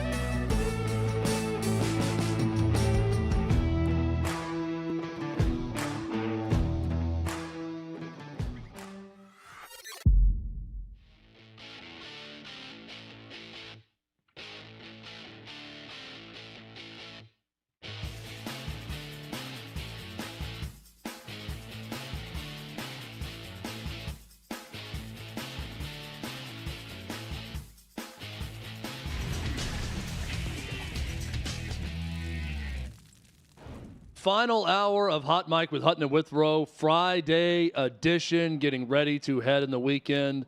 Maybe the weekend has started for some of you. If so, cheers. Have a great weekend. But for the rest of us, working stiffs out there, still going on a Friday, we're going to go hard this final hour. That's our promise to you on this Friday. We're going to send you into your weekend properly. I'm Chad Withrow. Jonathan Hutton, he'll be back on Monday, which means the stunning Armando Salguero. Probably could have used stunning on Taylor Bisciotti instead of stellar and then flip-flop those two. But I'll go with stunning for Armando Salguero of OutKick.com, who's on with us right now, special guest co-host. Armando, appreciate you hanging out with us today. It's been a lot of fun. I think of all the adjectives that you've used, stunning is the most appropriate because it's also the most stunning. It's the most stunning of the adjectives. Well, it's stunning that you guys couldn't find someone with real talent to be your co-host today. So come on, yeah, here I am. I'm stunned. Armando, longtime radio guy down in South Florida also, and on top of covering the NFL, there are a few people we could have gotten that were better, and those few people said no when we asked them also. So, but we appreciate we appreciate you doing it. Yes, we appreciate you.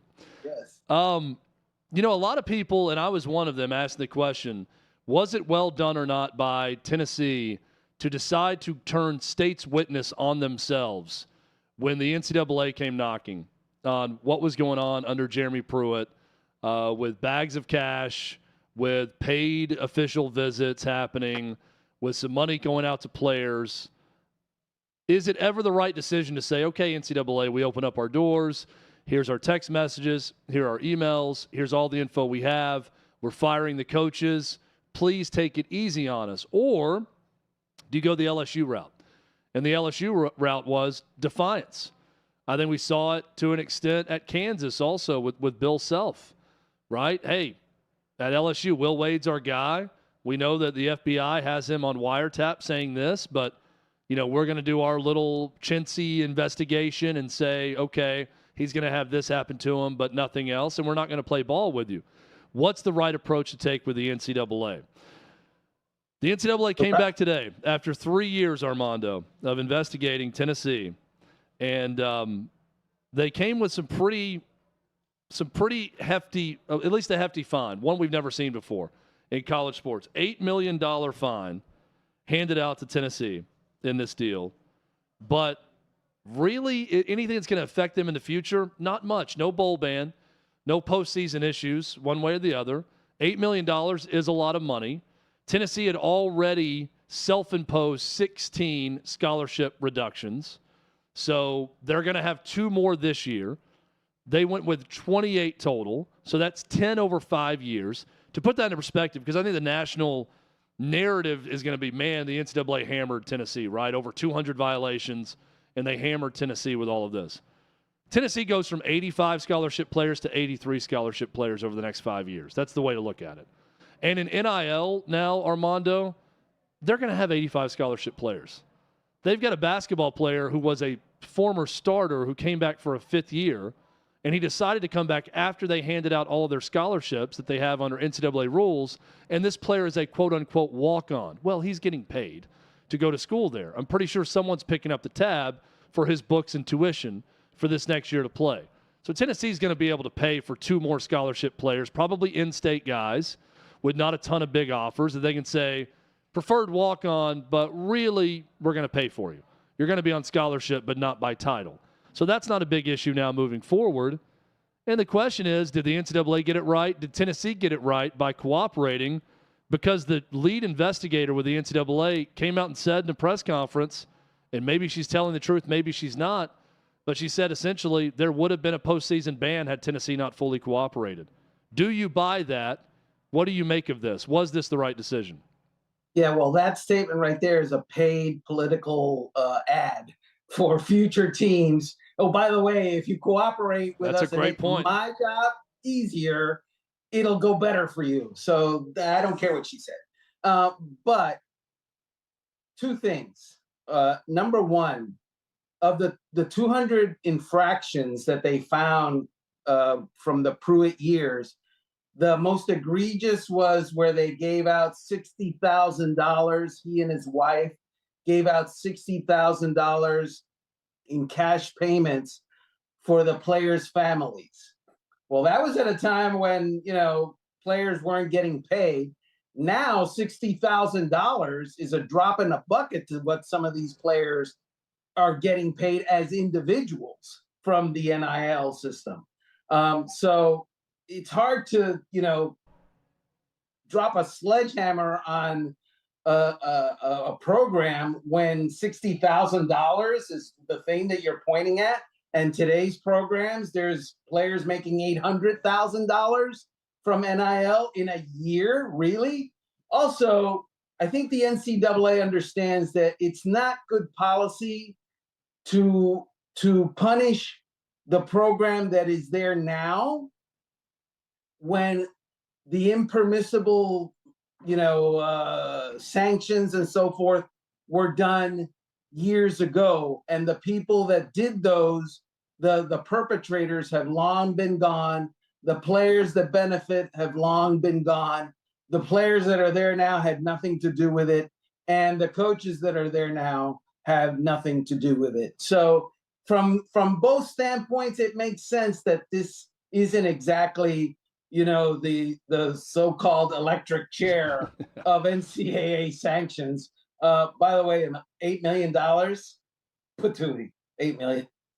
$8 million is like nothing to SEC football programs. It's also slightly humorous, and everything you brought up is 1,000% true about the state of college sports now with NIL being allowed and how minuscule some of these things look. And the headline is going to say 200-plus violations, and that's bad, and that looks awful, right? But when you really dive into it versus what's going on today, is it really that bad? No, of course not. That $8 million figure, though, Armando, the NCAA is saying, and by the way, it's Kay Norton was the chief officer in charge of this investigation with the NCAA. She's the one with the quote that we don't care about where she said, if they hadn't cooperated, we would have given them a bowl ban. And you're right. That's a message to future teams that are in the NCAA's crosshairs. That $8 million, though, was a figure they said would have been what they made 2 years going to bowls after the fact with Jeremy Pruitt and Josh Heupel. Really the last 2 years with Josh Heupel. They're saying that's the bowl money that we're going to penalize you now to come to us, which is also very self-serving that the NCAA always looking for ways to make money. They make a ton off the NCAA basketball tournament. Now they're going to make $8 million off of Tennessee. And the other one that's funny about the $8 million figure is, if you believe reports, Tennessee has a 5-star freshman quarterback that is making $8 million over 4 years. 4 years, $2 million a year for Nico Iamaleava from Southern California to come to Tennessee to play quarterback. So I know that's not necessarily the thinking, but I did laugh when I heard that number, and I'm thinking, Tennessee allegedly is paying a quarterback in NIL that much money. They've never seen play college football. So they'll gladly fork over the $8 million to not suffer any future penalties. And the most impressive thing about that you said was when you enunciated Nico Iamaleava's name. And you went through it like it was Jones. And I'm impressed when you do Salguero, because let's face it, that's not exactly from Nebraska. But Nico, my man, do it again, Chad. Impress me some more. Nico Iamaleava. Oh my gosh. I'm a man of many talents. What can I say? I've practiced that. I've rehearsed that in the mirror before I came here, in fact, to say that name over and over, just to impress you, Armando. My dude, you're one more time, Chad. Nico Iamaleava. Oh, I love it. Now, if you're watching, you're seeing Nico Iamaleava right now. But isn't that now? Look, talking to people, I don't think he's making $8 million necessarily, as the report says. I do believe he's making over $1 million a year in NIL to be at Tennessee, as long as he's there. Can you spell it? IAEMAULAVEA. I butchered that, I'm pretty sure. But if I got that right, that's going to be a walk-off, and the show will end right now. We'll walk out of here together for the weekend if I actually got that right. I'm guaranteeing you that I probably did not get it right, though. That's close I can get, though, Armando. That's freaking impressive. I got nothing. I'm impressed. So Skip Bayless, some would say he's impressive. Others, may argue against that. There are he's friends with Lil Wayne. I think they're like neighbors in L.A., but they're buddies. There are 2 rappers, Maze and Cameron are the names of the rappers. They're coming out and saying Skip Bayless needs to find a white co-host because Skip Bayless is a culture vulture, that he is a vulture of black culture by bringing black co-hosts on the show to argue with, and that's him being a vulture of the culture. I've never heard of this phrase before, Armando, and I've never really thought about it in that way. When if I ever see a debate show, which I'm not a huge fan of that format, but when I see it, I'm not always thinking, man, it's got to be, white guy versus black guy. I just want people who are good at laying out their points and are compelling on television, that are intelligent, to be on there. I'm never thinking about, it's got to be white versus black with Skip Bayless versus whoever his partner is. So I'm not an expert, but I believe that in the hip hop culture, someone who is a culture vulture is someone who appropriates someone else's culture. Okay. And being labeled a vulture implies that you're interacting with a culture to benefit from it. I'm not sure what Skip Bayless is. I would, culture vulture. I mean, who's got time to think about stuff like this? I just don't understand the whole look. Let's do the exercise from the back end. If that show hires someone who is Skip Bayless's age, someone who looks exactly like Skip Bayless, someone who speaks like Skip Bayless, someone who has the same life experiences, similar, if not the same, to Skip Bayless, what are the DEI people going to say? Oh, it's going to be, you're going with the old white guy route, and you need to hire a minority. And it's all very predictable. And it's the back room dudes hiring their own. Their friends, their buddies, people that look like them. That's going to be the argument. So either way, you're damned if you do, you're damned if you don't. And that is the problem with all this race and culture identification. If we're just down the road to let's hire the most impressive and controversial, insightful, thoughtful guy, regardless of whether he's avocado green and pink, as a race, then nobody says a thing. But we are a society that has devolved into, we must identify everybody, and everybody has to have their culture, and everyone has to have their race, and never the twain shall meet. And if they do, there's some secret warped reason for that. Well, and I think Shannon Sharp in his goodbye when he left the show, would even tell you that Skip Bayless going to bat for him and wanting him on that show was very profitable to Shannon Sharp and was a very good career move for him for the many years that he was on that show. I mean, they did that show since 2016, I think. It's a 7-year run that they were on together, and he made a lot of money doing it. So I don't get the other claims of, he's going to make more money and he's penalizing them by not being paid as much and whatever. It's a very strange argument. Jim Irsay is someone I would say is a strange owner in that he's very different, right, from the rest of the ownership of the NFL. He has a memorabilia collection, sports memorabilia, one item being the championship belt that Muhammad Ali won in the Rumble in the Jungle in Zaire against George Foreman. He's got guitars and music memorabilia. Jim Irsay reportedly refused a $1 billion purchase that someone wanted to buy his memorabilia collection. Turned down $1 billion for his memorabilia collection. Does that sound like a Jim Irsay move to you, Armando, with what you know about this guy covering him, your many years covering the league? You know, we've used a lot of adjectives on this show, Chad. Eccentric is one that I think is fitting for Jim Irsay.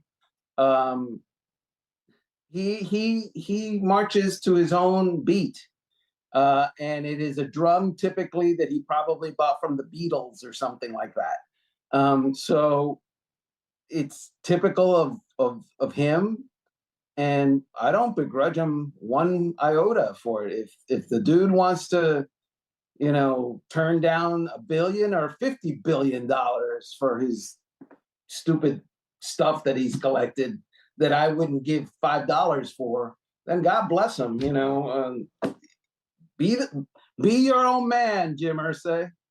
I'm way more interested in the guy that's offering the $1 billion than Jim Irsay turning it down. I mean, the amount of money that you have to say, I'm going to buy this guy's private memorabilia collection for $1 billion, that's the crazy part of that story to me. It gets a little crazy when we have a gun show in here in studio. Mike Gunzelman of OutKick, I would say he's kind of the culture writer for OutKick, and he covers culture for OutKick, all sorts of culture. He's very cultured. We'll talk to Mike Gunzelman. The gun show. He's in studio. He's coming up next in this Friday edition. Let's have some more fun. This is Hot Mike with Hutton and Withrow across the OutKick Network.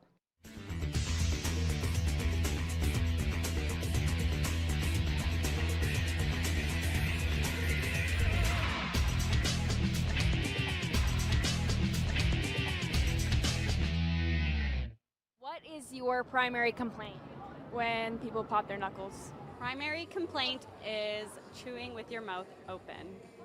Yuck. I would say when you're getting off an airplane and people in the back try and sprint to the front, especially like late at night, like you don't have a connecting flight, just wait like everybody else. I'd say that's fine. Small portions, big bill. Yeah, if the quality's good, it's okay. But if there's small portions and I got a big fat bill, not a thing, you know. Sun Country Airlines canceling our flight less than 8 hours before we're supposed to leave. I've never even heard of Sun Country Airlines in my life. Velcro. Velcro? Why? What about it? The sound. Oh, like nails on a chalkboard for you. I'm a kindergarten teacher, and to hear that Velcro. Time to teach them how to tie their shoes. When they don't cross the road when no cars are driving. They're just waiting for the light? Yeah, like a normal person. Yeah, you got to break the rules a little bit. We're right from New York City. We know how to walk. Really upset. Ben Jones is no longer with the Titans, but more importantly, I'm upset the Titans didn't draft a wide receiver in the top 2 rounds. We need receivers, guys. Come on, tighten up. So what do you think about Will Levis? Was that a good move or a bad move? Ooh, that's a tough call. Time will tell. But I think we needed a receiver more. Smack their gum. Chew with their mouth open and smack their gum. Okay. That with chips and everything else, yeah. Liars. Liars. Okay. Has anyone lied to you recently? No. Have you lied? Always. One of the biggest pet peeves is not knowing your manners. Like, not having respect or thank you, sir, ma'am. My biggest pet peeve is when you don't push your chair in after you leave a table. That's my biggest pet peeve. Really is. So like when people want to speak to you and they're like you to me, but they start walking out of the other room into different rooms and they keep talking like, I am supposed to understand. I can't hardly understand people when their back is turned to me and when they're not talking right at me. So when you're getting into different rooms and you keep talking like, yeah, blah, blah, blah, blah, blah, it must be my dog talking to me. There's a crane over every building. There's a truck. There's a hole, something. Yeah. So let's get the streets fixed and get those things done. Time's wasted. Let's go. A dirty house. Dirty house. Like, are you a shoes off at the front door kind of guy? Off front, yes, ma'am. I hate it when centre backs don't bat the odd one. Do you know, when the centre backs go up to try and catch the ball all the time, they should bat the odd one.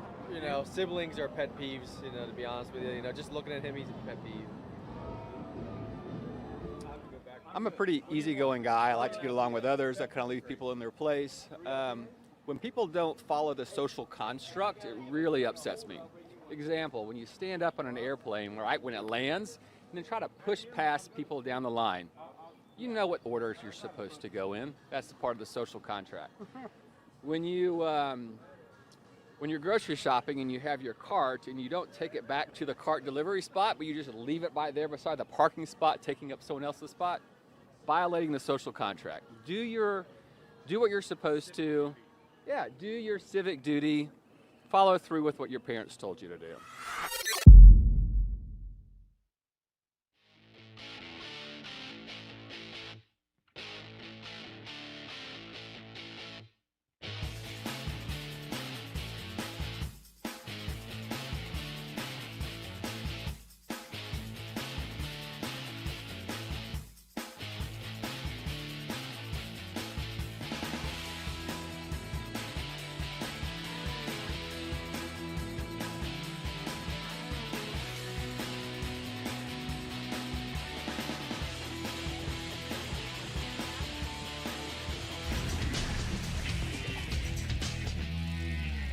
We are back on a Friday. I'm Chad Withrow. I'm in the house, 6th and Peabody, downtown Nashville studios.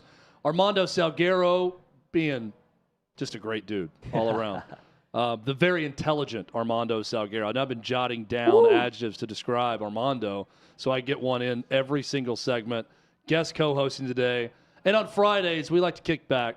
We like to, I wouldn't say kick back. We like to bring the energy on a Friday as we head to the weekend.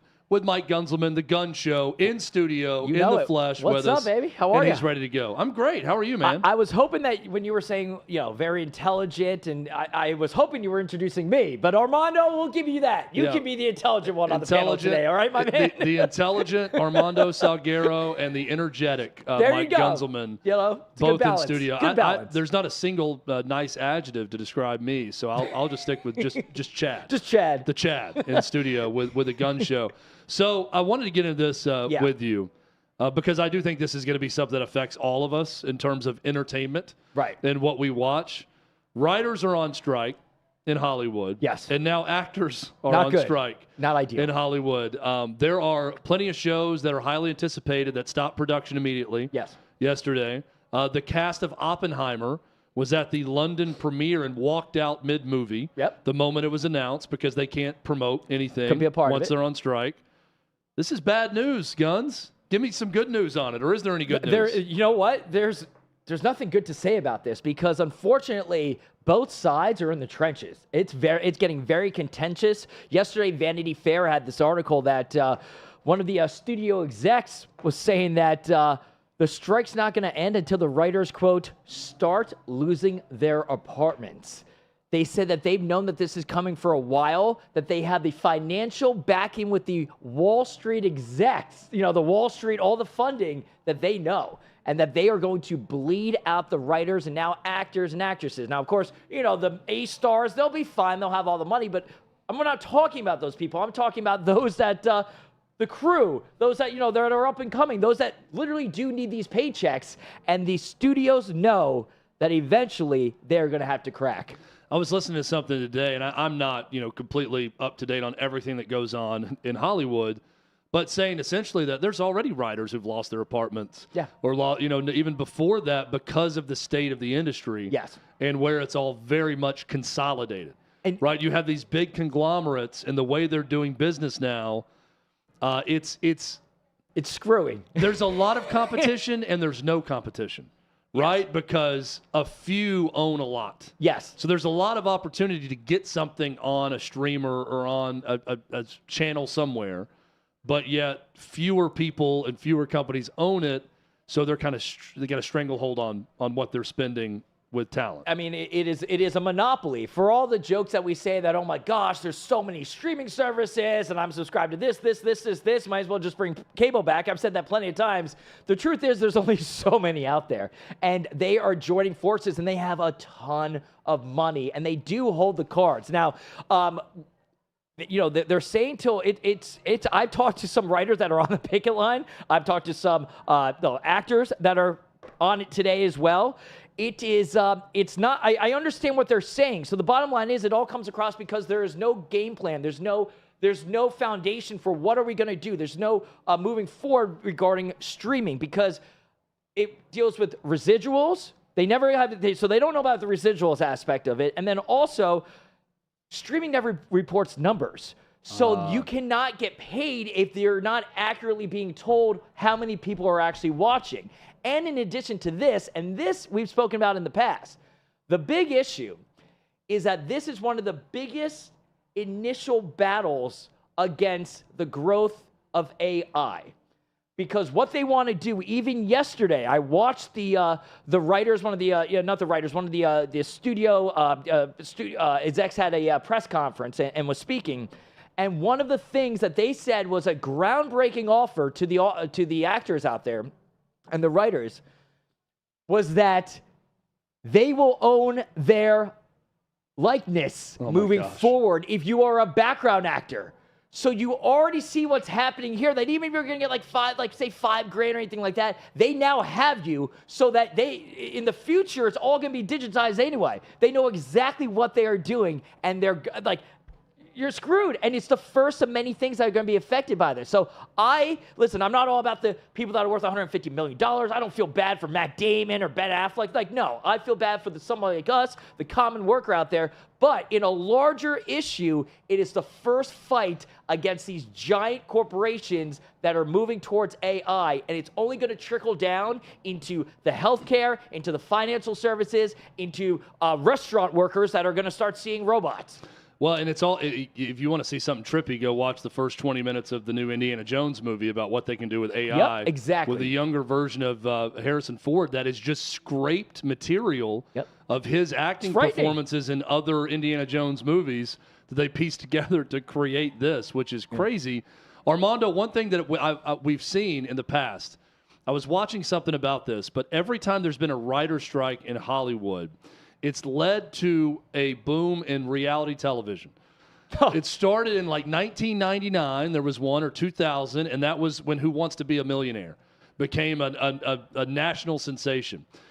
They brought back American Gladiators when it came out originally in 89 or 90. There was a writer's strike. When they brought it back in 2007 or 2008, there was a writer's strike. I feel like this is good for the sports business. Because what's going to be in demand now if there's no scripted television or movies? It's what's unscripted, right? Sports. What you're going to be writing about at OutKick with the NFL. People are going to be more drawn to sports now because there's nothing else on if this lasts for any period of time. Well, if you believe certain conspiracy theories, sports is scripted. So, you know, there is that. But those NFL writers are on strike too. That's going to be a big problem for this upcoming season with great storylines. Yeah. Terrible. I do have a bone to pick with Guns. He said that he doesn't feel bad for Ben Affleck. The dude's married to Jennifer Lopez. I feel bad for him. I really do. That is true. We know the effect that she's had on A-Rod, for crying out loud. The guy had posted photos of her, even though she broke up with them. Yeah, every single photo the paparazzi gets of those two just looks like every like negative interaction I've ever had with my wife. The look on my face right after. That's the look on his face in every photo that you see of the two of them. You know how you sum that up? Ugh. Yeah, UGH. Ugh. He looks so disgruntled every time. He's very good at emoting, too. Like, he's got a very emotive face. He's like, I'm so over his face is always showing exactly what he's feeling in the moment. I love that about Ben Affleck. So let me ask you this, though. Whose side are you? Eventually, it's going to trickle down to us, though, where we're going to be like, what are we watching? What are we doing? Thank God Succession already wrapped up, because I would have been freaking out. I would have been protesting. I don't like it. Whose side are you on? I don't like the studios. Listen, they have so much money behind them. But on their flip side, listen, they're like, oh, well, we're losing money as well, blah, blah, blah. But then do a better product. Yeah, that's where it comes down to. Like, I guess I could be somewhat sympathetic to, we have a business to run too, and what we've been producing with you hasn't been working. But if you're the one making the bad decisions, who should pay the price for those bad decisions? You? Yeah. The C-suite executives? Or, the ones that you're employing, and they're claiming, well, they're going to have to pay the price now because we're not going to be the one to pay the price. Just make better decisions on what you put out into the world, and I think it could get better. But I think they're going to bleed. I think they're going to bleed them out. It's eventually what they're going to do is they're going to start going this way, and then you're going to have everybody start turning on each other. because those that need the paycheck are going to be like, you know what? I'm willing to let's give up 70% just so I can get income. Right. And that's what's going to happen. So when I'm an Atlanta Braves fan, when the Braves put Quickcrete on their jersey as a sponsor, like I didn't really think much of it. It kind of looks okay on the jersey. It's not too big. And I'm thinking this was going to be a big distraction. The Boston Celtics, have a logo on their jersey, a corporate sponsor. It's a little distracting when you see a jersey like that. Yeah, it's and then cheap. see a sponsor on it. I hate it. But the New York Yankees of all teams would be. You feel like the last one, Guns. I'm so angry. That would go this route, but now they've sold out furious. too. Right? I was throwing stuff yesterday. I'm not even kidding. There is no reason that the New York Yankees. Here's the deal: the New York Yankees, all right, they pride themselves 27 World Championships. All right, Chad. That's right. We have 27 of them. Cut your hair, You're young the man. holier. We're the reason that nice there haircuts, are shave. Yeah, you can't grow a beard. I kind of like all that with them too. Yeah, it's like, all right, we're the pristine. We are the example. We are the exception to the rule. Then what do we go and do? We do what everybody else did for no reason. The Yankees, all right? No. Oh, there's a reason. No, but it's not. No, but don't even. Okay, all right, go ahead. Sorry, Here's go the ahead. deal, Didn't mean to all step on the rant. For those that don't know, we now have a Star Insurance patch on our jersey. What is Star Insurance? I don't know, but you know what? I hate Star Insurance. I will never use Star Insurance. You just screwed my team. Come on now. So here's the deal. The Yankees consistently have top 3 payroll. They're worth billions of dollars. They're getting $25 million for this to ruin their 100-plus year legacy. They got no names on the back. They're one of the only teams that ever do that. No names on the back. They refuse to do the third jersey BS all for a quick buck. And they do this for $25 million. $25 million is nothing to the New York Yankees. What it does is it cheapens it. They've sold out, and you can't have it both ways. You can't say that, oh, well, you know what? You can't grow a beard because we're the Yankees. But you know what? We're going to have Star Insurance on our freaking sleeve. It's stupid. Nobody asked for this. You need $25 million? Put another game on Apple TV+. Put another game on Amazon Prime, because that's really great. Put a billboard up for crying out loud. It is so stupid. If you read those comments on the Yankees post that you just put up, if you go through them, nobody likes this. It's so dumb. We asked for left-handed hitters. What do? They give us a freaking patch instead. Who cares? What do we? It's so dumb, man. It's just stupid. I just sent a text to Davey and I said, "This is a good rant to clip for today's show." I'm into the passion behind the rant. It's just like why do we do? There's nothing comes out of it. I'd be curious to know what you think about this, because what are you doing? I'm not a Yankees fan at all. That's like it's like cheering for Microsoft, right? If you cheer for the Yankees in a lot of ways, but I like the tradition. I am a traditionalist. I like the history of sport. I like the history of everything, but I like the history of sports. I like that they have these policies about haircuts and shaving, and I like the look of the uniform and all that. And I kind of lean towards Guns here. $25 million does sound like a lot, but is $25 million worth it when we're talking about what that franchise is worth and how much they're making to put a logo on their jerseys? And ruin the legacy. What do you say, Armando? Well, anything that could raise Guns' blood pressure like this, I think is a good thing, because clearly the dude is turning red right here on camera. Oh, I've got the paddles of life over here. I'm about to be saying clear here in a second. He is a living, breathing emoji where his head, the top of his head, is going to come off, and we will see brain particles flying onto the wall.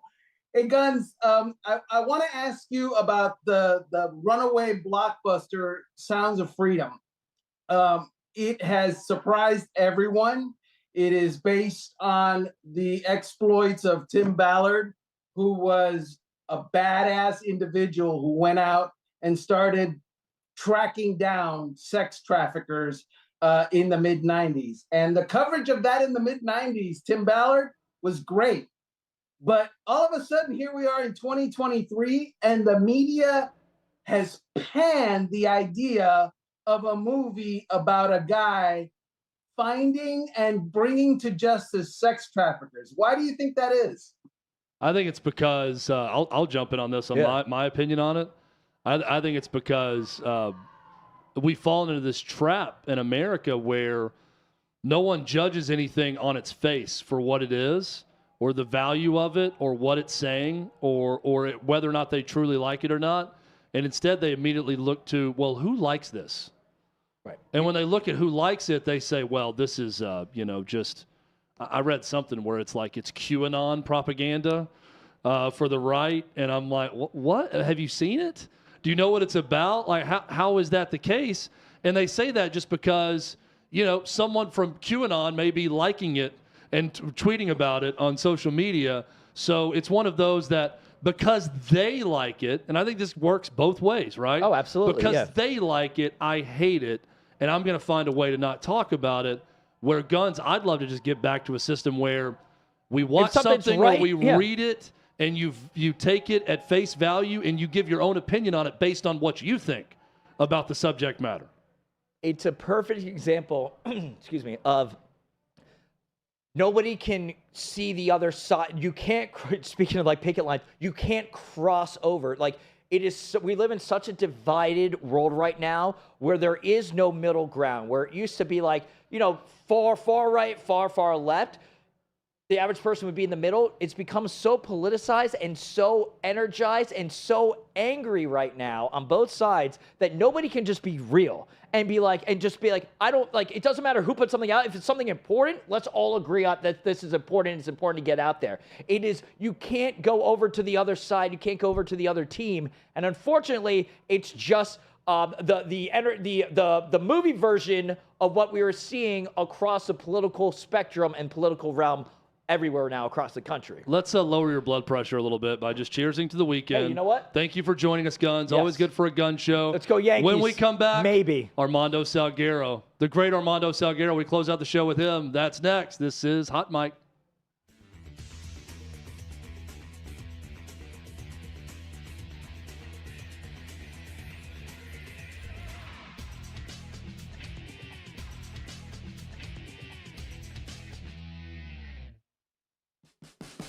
What you're experiencing is the bold taste of a Southern legend. Old Smoky Moonshine and Whiskey, authentic Tennessee mountain-style spirits. We believe in crafting flavors that were born from tradition but defy expectation, and pioneering a new experience with every sip. Because if it doesn't do this, it ain't this. Old Smoky Moonshine and Whiskey. Come on.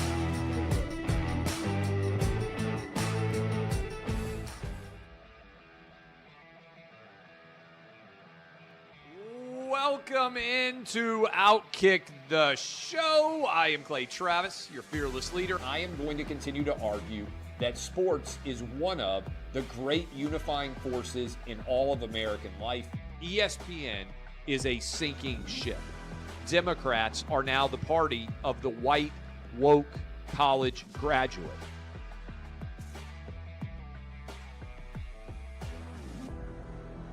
We live in a land of participation trophies. You gotta lean into the turns.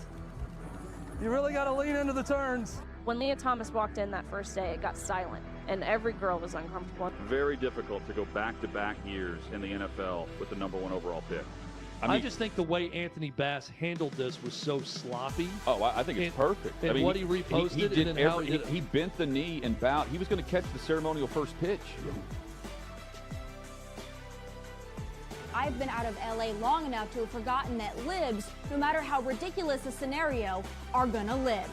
Another week of inflation, another week with Biden with COVID, and another set of losers to crown. People don't watch the WNBA on TV, in person, on a plane, on a train, on a bus, or on purpose. The scary thing, Tommy, is in the history of this government, I've never seen them give anything back that they've taken. Oh no, they never do. And they won't.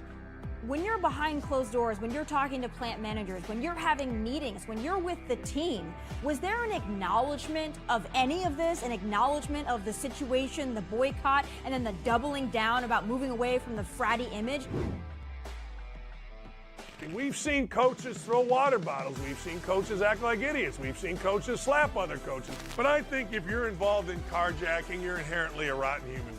The level of stupid that sometimes gets on our YouTube chat just gives me a headache. You're born a male, play with males. You're born a female, play with females. Don't at me about it, people. I'm pissed off about this. I never did it before in my life, but Trump is being cheated.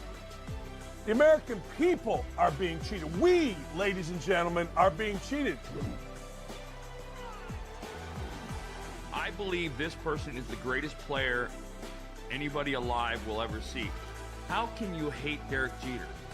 A guy's on-base percentage tells me his batting eye, and a guy's slugging percentage tells me if he's a threat. That's the kind of guy that throws a no-hitter, that effectively wild guy.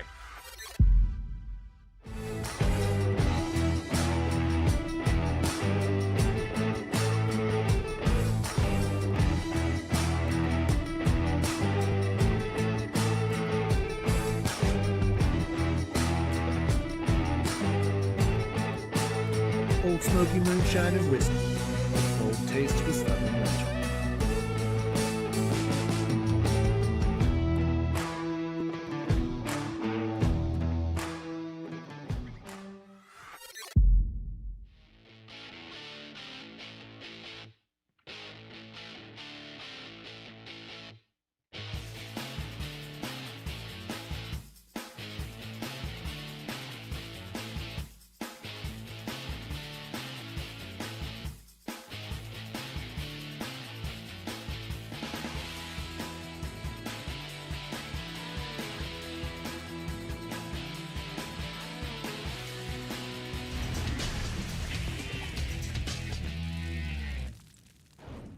We made it. Final segment of the show on a Friday, heading into a weekend. Hope everyone out there has a big and safe weekend. I'm Chad Withrow. Jonathan Hutton will be back with us on Monday. This is Hot Mike with Hutton and Withrow across the OutKick network. Coming to you live each and every week from our downtown Nashville studios at 6th and Peabody with Old Smoky Moonshine and Yeehaw Beer.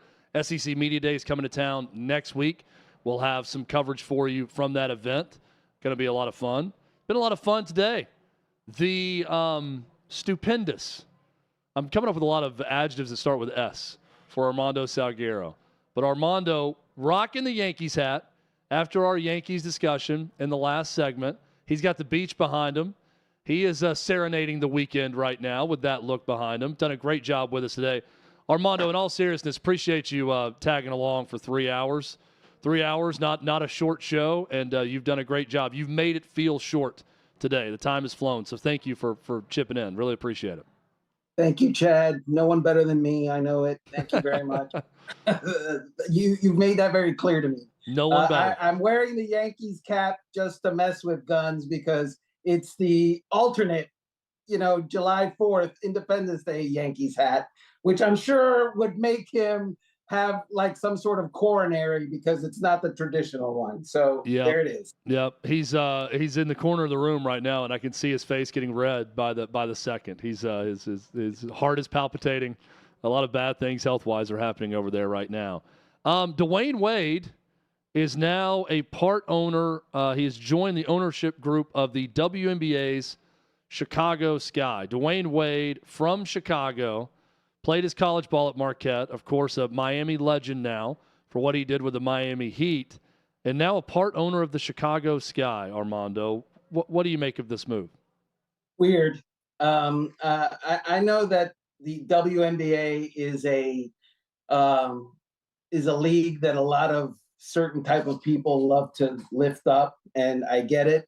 To actually invest money in the WNBA is weird to me. The WNBA is coming up on its 30th season of existence. And from as far as I know, it has never once made money. It is not a money-making venture. The NBA actually gives the NBA money to the tune of like $12 million a year or something like that. And yet Dwayne Wade talks about establishing the Sky as a, quote, big part of the city, just like the Cubs, just like the White Sox, just like the Bulls. Oh, come on. I'm wondering if the Chicago Sky, who, by the way, have won a championship, if I'm not mistaken, if they will ever be on the same plateau as the Chicago Cubs, the Chicago White Sox of Bill Veeck, the Chicago Bulls of Michael Jackson, and then the Michael Jackson. Excuse me. Sorry. Two very different people. Michael Jordan, Michael Jackson. Michael Jordan. And it's like, are you serious, dude? You're losing credibility by the moment. And here's the thing. So do the exercise, Chad. The WNBA is coming up in 2026 is going to be in its 30th season. Go around and think of how other leagues in their first 30 seasons did of existence, and see how the WNBA is doing by comparison. The Premier League in England began in 1992, right? And so it has celebrated its 30th season. It's soccer. The Premier League TV rights are $3.1 billion per year. 4.7 billion people per season watch the games across 212 regions of the world. How does the WNBA compare in its almost 30th season? Well, let's see. Their television revenue is $30 to $40 million a year compared to 3.1 billion. They average about 8,000 people per game. Okay. Who is the best WNBA player right now? Quick, tell me right now. Right. Nobody knows. Sabrina Ionesco, is that a person? Is that a player? Maybe. It feels like a player. I don't know. I I literally just pulled that one out of somewhere, the recesses of my brain. That's one that popped up. It could be the Tennessee quarterback. Nico Iamaleava actually is going to have a very good career for the Chicago Sky at some point. Yeah, we haven't heard a lot of arguments about the Chicago Sky title being as impactful as that Cubs title back in 2016 when they broke the curse. I mean, it does feel, Armando, a little bit more like charity or fundraising to pump money into that league as opposed to just raw business from a professional standpoint. It feels like even some of the quotes I'm reading from both the Chicago Sky and Dwayne Wade, it feels like philanthropy and not business. You know, like, I just really want to be associated with this, and I'm going to put my money where my mouth is about supporting, women's sports and all that. And that's all great, but it almost feels like the pitch is like what I would make for my travel softball team to, hey, you really need to support these girls. They're going to be playing in tournaments. So, give us some money and help us out here. It feels way too close to that pitch for what's going on in the WNBA. And look, they're good basketball players, right? But it's not a profitable business. And when we talk professional sports, basketball players. No, and this is a whole other conversation. I think the sport as a whole got worse as women tried to portray what they were seeing from the men's game. As women are more athletic now than they have been in the past. But I think as they played to that athleticism, the game got worse. It junked it up a bit. I think the game was better in the 80s and 90s when I would watch women's college basketball, and they were a lot more fundamentally sound than the men. And the game was fun that way because in many ways they could shoot better, right? So there was a different element to it than you saw in the men's game. I think it's trying to mimic the men's game in too many ways, and that's not been a successful formula for the WNBA. Now, women's college basketball just saw an all-time high because of Caitlin Clark in Iowa and the phenom that she was, and then Angel Reese in LSU in that game. So they did very well, but it hasn't translated to the WNBA. I don't know what's translating, by the way, in this story from the RFK Jr. campaign event. The headline, Armando, is Swanky RFK Jr. campaign event devolves into shouting and prolonged flatulence. What in the world went down here? So, first of all, this is happening in New York City, right? It's happening in a bastion of the mecca of culture and academia in our great nation, right? Yes. And elitism and the Kennedys. And, those in New York City would think this is a headline from West Virginia if they read this headline. These two dudes who are New York City elites got into an argument over climate change or climate whatever, global warming or something. And one of them got so angry that he started to fart because it was going to make the other guy angry not because of the offensive nature of the act, but because of what that does to the climate. And so apparently that is how the debate has been raging between these elites now, that the way that you protest their side is to fart, to prove to them that the earth can survive your fart. This was a protest of flatulence, is what you're saying. That they're trying to show that the world's not going to explode with the flatulence in the air. I'm confused. What side is the farter on this debate? Like which one are they trying to prove? I'm confused on that point. If I'm not mistaken, the farter is on the side of global warming is a hoax, and the fartee is on the side of farting is really bad for the environment. And I think this goes all the way back to cow flatulence being really bad for CO2 emissions, and we got to find a way to plug the cow's butt or something of that nature. By the way, all those nice adjectives that you shared about me prior. Yeah. Try to come up with them after this segment. The very lowbrow Armando Salguero has been our special guest co-host today. Crazy story for sure. Also crazy that ESPN is going to dedicate an entire week of programming to debating Madden ratings. I understand slow times of the year and all of that. I've been in sports media for a while, and I've covered 3 or 4 hours of a show daily during the middle of the summer months. But something that I've always done and we've done as a show is we vowed to not just do the standard, stereotypical Mount Rushmore of sports or the tired list, that people wanted to, every single sports talk show does during the summer months. But now here's ESPN saying, we're going to take a video game and the ratings of the video game and spend a week debating the ratings on a video game. This, to me, Armando, is a complete waste of time. I'd rather, decide to rate ESPN talent. Oh, that would be a fun week of shows.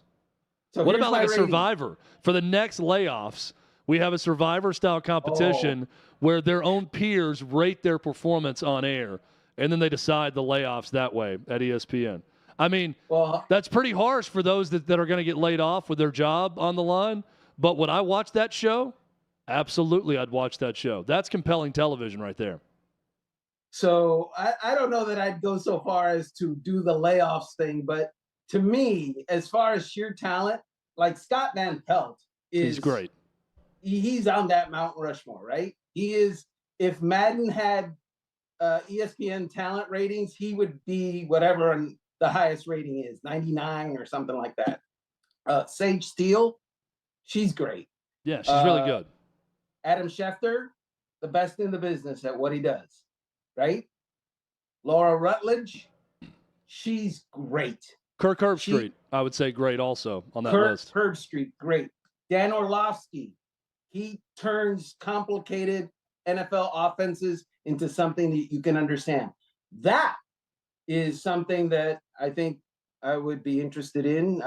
Did we miss any? Well, some of the ones that we missed were just laid off. I would argue Susie Colbert, great for years at what she did. Kind of go down the list of some of those layoffs. Jeff Van Gundy, controversial in that he says what he thinks, calling a game, and he talks bad about the NBA at times.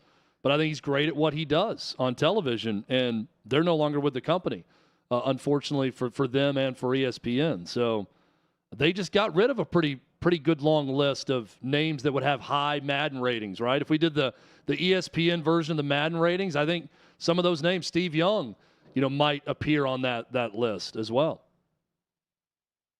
I believe that one time I was in the press box and I saw Steve Young come in and if I'm not mistaken, a quarterback cornered him and started ripping into him for what he had said about him on air. And Steve Young was like, he was all of a sudden this little person that was just cowering because it was Dante Culpepper Oh, wow. who was taking him to task in the press box because Steve Young had been critical of him, and Steve Young just took it.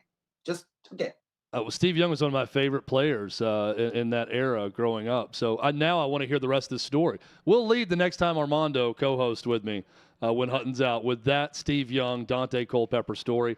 Armando, thank you so much. Terrific job today. Show flew right by. Really appreciate your good work. Talk to you soon, bud. You're the best, Chad. Thank you, sir. We're out of time for this edition of Hot Mic with Hutton and Withrow. We're back at it on Monday with Hutton returning. Thanks for watching, everyone.